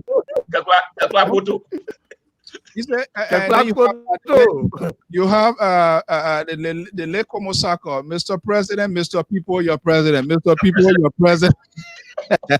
Mr. President, your people. Yeah, you remember Edward Komosako, the former Internal Affairs Minister? That's how he used to. That's how they are so much into the system, and they want that sort of favor from the executive. That's how they go ahead. When you're ready to introduce, say, Mr. President, your people, Mr. People, your president. Then everybody, they're clapping. Those are the kind of system we have. But you know, I hope we're not going to get tired. And I think the opposition, people that are talking for the government, talking for the opposition, they need to start focusing on their people's agenda. These funny things that doesn't matter to the country, I think these are just a waste of our time, and we got to keep eye on it. Mr. So, we got to continue to talk, and I want to send this message out to Honorable Dillon. Honorable Dillon, you are senator. Learn how to control your temper, your words you use. Be careful. You're not small boy again. You're a big man now. So when you go in public, even if you are irritated, be careful at the words you put in out there. Be careful how you speak in the public when you know things are not going your way, because what you say tomorrow can come back to haunt you. And to the government, what they did on that feed the other day, it was just by God's grace. Because you know how we lie in Liberia. Yeah, people that are coming from running outside, they said they had attacked Dillon. What happened if that group would have broke into that fence? You got over close to 40,000 people on that feed. And they say, oh, they beat Senator Dillon, they attacked Senator Dillon, or they attacked the president. You know what would have happened on that feed? You know how many people would have died? Stampede. These are not things that people should take for joke. Nobody should take it for joke. Because one word, oh, they attacked Senator Dillon, or they attacked the president, that thing will spread on that field. It will have spread like a wildfire. How 40,000, 30,000, 35,000 people would have gotten out of that field. Just by rumor. We have to be careful. Security, senator, be careful. Those kind of places, you don't play with it. Because different people are there for different reasons. Exactly. For opportunity. People must be careful when they're going to be kind of open public. Because just once someone said, they say, thousands of people would have been killed on that field for nothing. So I just want to urge Liberians who have to be very careful. Think that people think about joke is not joke. 35 to 40,000 people on that field. And someone ran upstairs and said, oh, they attacked Senator Dillon. They're fighting downstairs. What are they true? That thing going like a wildfire in that stadium. People start running. People come over people one another. So people must be very careful how to talk, at the end of substitution. Well, folks, I want to thank you. We want to leave it here. I'm hoping to have a roundtable. I don't know yet. To have a roundtable conversation with Liberians in Ghana. Why are they not going home? What is their thoughts or what they think about their government? Is there any specific reason? I talk to people, and based on what we're talking at, the integration process there is not easy. But guys, I want to thank you so much for being part of today's program, Mr. Double from the Prince Double Show. Thank you for coming here. Hopefully, we can do that. It doesn't matter. People from the CDC collaborative party and stuff. I'm not sure whether that thing going to end up right because all of these people. Joy from Liberty Party. Critical thinker. No, I'm a critical thinker. Joy Bloku from the same party. Something called Liberty Party man. No, you know you don't be fine, Bloku myself. You know we don't have it all. Hello. All right, gentlemen, I want to thank you so much. We hope to have you another time here again. Thank you so much for the evening. Thank you, Mrs. All right, so folks, that's how we're gonna leave it here this evening, and hopefully, our leaders that will listen to us. It doesn't matter which side you support, and those of you who take a position, that is okay. But if you support somebody, you want to give them the good advice. But it's unfortunate our leaders too, they don't like people who give them advice. They want people who will tell them yes sir, yes sir. And that's why some of our friends, people in government and oppositions, they don't want people to express their views, their opinion. Then you've been labeled as he is not one of us. And some of us can just be one of you when you do not want to do the right thing. It must be about Liberia. Does that mean we are all 100% perfect? That's not it. But the country has come a long way. And people are trying to we can't afford to just use people over and over because of your own political gain. It is unacceptable.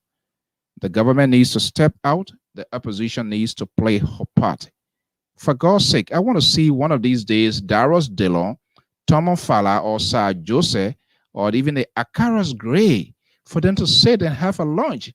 In every political institutions or the oppositions or the ruling establishment, you have high-ranking members, and those people get the ears of the president to get things work, and that's why you sit sometime and talk and put a bill forward, put a point, go for lunch. Hey, Akara, this is what I plan to drive. I'm in the House of Representatives. I want to push it through. Take it home this weekend. Read over it. If I can get you a contribution, or you can be the co-sponsor, I would love to do that. Where his name said, Sir Joseph, get Darius Dillon, Nyambli Kanga Lawrence.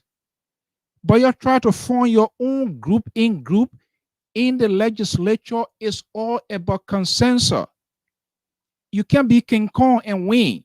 You have to play the game. You have to get other people because it's all about the numbers. If you don't have the number, it's not going to work for you, or it's going to be just difficult. So you have to play that soft ball. It's a give and take. Acting like a little chihuahua all over the place here. You're screaming, you're yelling. You don't want to be responsible. You don't want to be decent. You do it here. You get to state power tomorrow. Other group people see it work. Okay, then you go look, but the other group will gang up and they will start do the same thing. And then Liberia will then at the end of the day, Liberia is the victim. And people are not listening.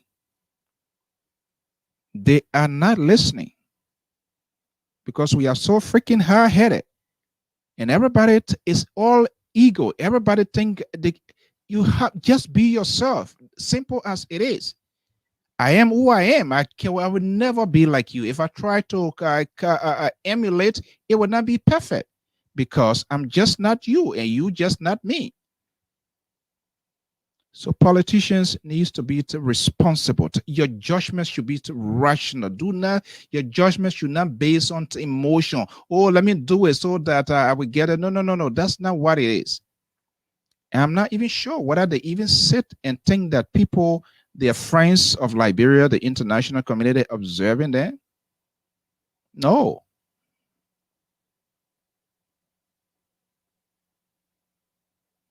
We can't just do it on our own. It doesn't matter who is president today or tomorrow. We can't just sustain ourselves.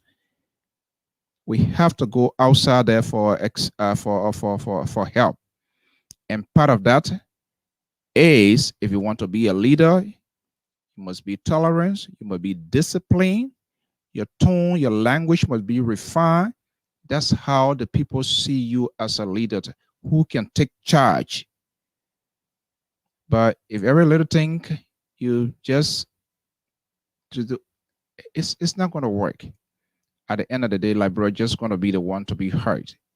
And I don't think we have hurt that country so badly that people not listening. Something Musa Balati, I'm not so much in support of why he's some of the things that still hangs over him, but he says something today very much important. They need to pay due. Oh yeah, you're part of party. You don't even pay due. You don't hold membership. But you want the parties to survive. And this is why when individuals heavily invest into a party, that's where the corruption comes in, because he or she puts all that you have into it. So at the end of the day, when they take state powers, everything they get, they have to get it back. Check all our political parties, the 15 political subdivisions, whether they have offices there. Not. They're waiting on the eve of election. Then quick, they go, all the Chinese people, to go plan offices and have 1 or 2 person there. All their political activities right in Mosorado. Lofa County is not getting the taste of it. River G is not getting the taste of it. Sano is not getting the taste of it. When lad, they have all gone there after the election to really sit down with the people and listen to get the plight of the people, what the people feels, what the thing is necessary. They don't. You think just by sitting down, you have 10,000 people to watch. That does not translate into the actual vote. The Liberian people now, people are smart. They're not going to. So you think you're just going to give money and you think you're going to get your vote through? That's a waste of time. And it is not too late for the for those of you in the opposition who support the opposition, by just getting the win in this end of May 10th senatorial election, does not having this big victory so far does not give you the guarantee that you're going to win in 2023. It's not too late unless the CDC-led government decide to put themselves into the pit. It's not too late. They can recover. So if you can strategically position yourself to have a set goal, what you want to do and how you're going to articulate your message, we're going to come back here and start talking about either election was cheated or whatever thing. It's not too late. If the government can recalibrate and take some really concrete, tangible step, it's left with them. If they can't do it well, that's the Liberian people that will decide. I don't care who wins the election. All I care is someone who is authentic, who have the country at heart, and not the sycophants, and not just people who wants to clap behind people. You need to have an advisor who at times will say, Mr. President, Mr. Chairman, this is not the way to go. But guess what? Everybody they are so protective of their job, so they don't have the guts or balls to say no. So if the opposition, for those of the opposition people who are their leaders, if they can stand up to some of their members who are not doing something right, who are not making good utterance, who are not really preaching, you need to start having your people platform to what they believe in, what they want to do, to start talking. Opposition, talk about what you can do, what your strategy would be like, how you intend to win election, things that you're going to do. CDC people, start focusing on Darius Dallon, Hiram Costa. You go on your 2-hour podcast show and you just all about Darius Dallon or Costa doing this, that. It doesn't make sense. That's not a good public relation. It goes to the same government. When you support the government, when you get on your outlet, you need to start talking the good things that your government is doing. That's what should be your focus. But you're showing what the opposition said. Oh, look at what no. So everybody, they are misguided because they don't have no sense of direction, or they just do not have the right people there with the training to tell them what they're supposed to do. So anybody get up and say anything, and they think they're speaking for people. When you get out, they want get up say they're making response for the opposition. They want making response for the government, or they want doing this. Where is the correlations? Where is the connection? So you're scared, some of us. You're not ready to leave, you just leave it. Maybe we just turn Liberia to Jeff Bezos of Amazon, and that after some time we go back. Well, folks, we're going to leave it here to have this here. Mr. Tillett, I'm sorry, we are already out of time here this evening. Well, Professor, I know time caught up with you. We're not here tonight. It's understandable. But we will be back here by God's willing. I saw it. I'll be back here tomorrow. I intend, I don't know yet, I'm waiting for the confirmation to talk to Liberians in Ghana. I talk to people, to Ghana formerly. I used to be there. That's where I came from to come to the States. And there are a lot of Liberians there. I learned that there are integration going on. But what is the level of that integration? We hear in different news. We need to pick out of them too to see why are they not going on. Is there any reasons? What is the reasons? Just to get a take of them and how they are being treated in our neighbors, by our neighbors and stuff like that. But hopefully if that confirmation is made, we will bring them here to have that conversation. Until then, folks, every good thing must come to an end. Of course, Queer Gate, I want to welcome you. If that's your first time joining us yet, we want to wholeheartedly welcome you on the Liberia Public Radio. This is a network where news is well proportional to give people the opportunity. It doesn't matter which group you belong to. You come here, you speak your views, your opinions. You can say what you say, but remember, including ourselves, you will be held accountable to what you say here. You're not just going to say A and walk away with it. No, this is not where you come and throw your red meat. No, we don't insult. We don't get anybody's special preference. Everybody should be treated equally. And that's it. You can come and express your view, your opinion, but remember, as you express this comment, we will also ask you, making sure that you don't deceive our audience. You can follow our page, Liberia Public Radio, or you can check up with our YouTube channel, subscribe so that you can get an alert when we are on. We always showcase the beauties and qualities of Liberia. Our ultimate goal is for Liberia to have a good, responsible, tolerant, and leadership that can be held accountable. Have a pleasant evening. Hallelujah. Give me the highest. Yeah. In the morning when I wake up, in the night when I wake up, I will lift up my voice to heaven and give you the highest praise. Hallelujah to my King. Hallelujah to my Father. Hallelujah to my Jesus. I bow before the throne. When I look at all the wonder and I see all the creation, the beauty of the universe, you never change. You never lie. You never change. You never change. Hallelujah to my Jesus.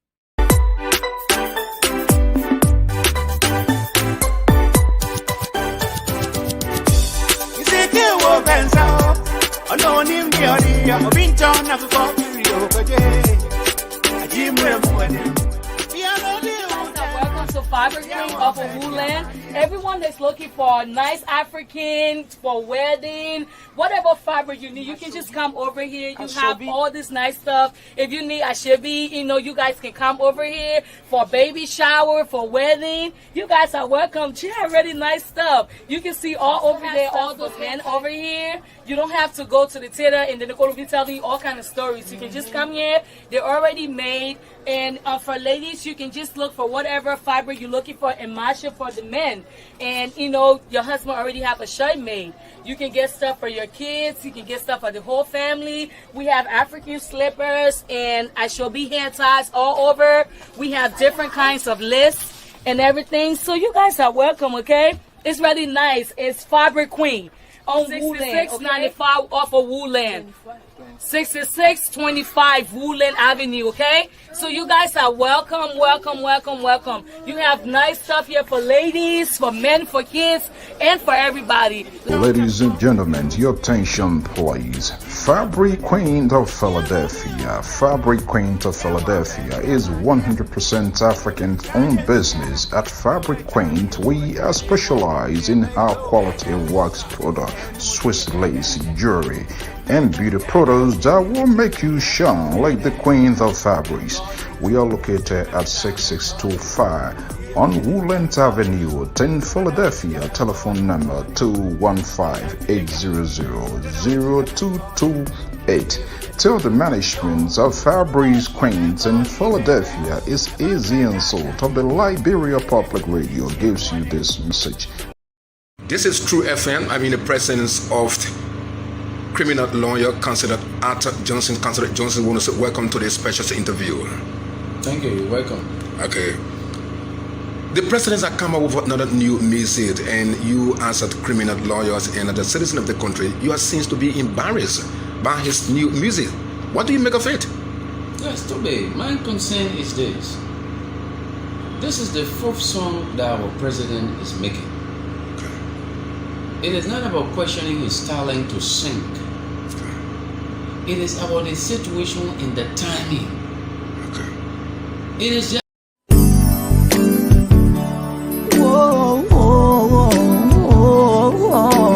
love is all we need to make it see. This is the time to come together. Keep Liberia safe forever. Open up your heart, let the unity begin. Love is all we need to make it stand.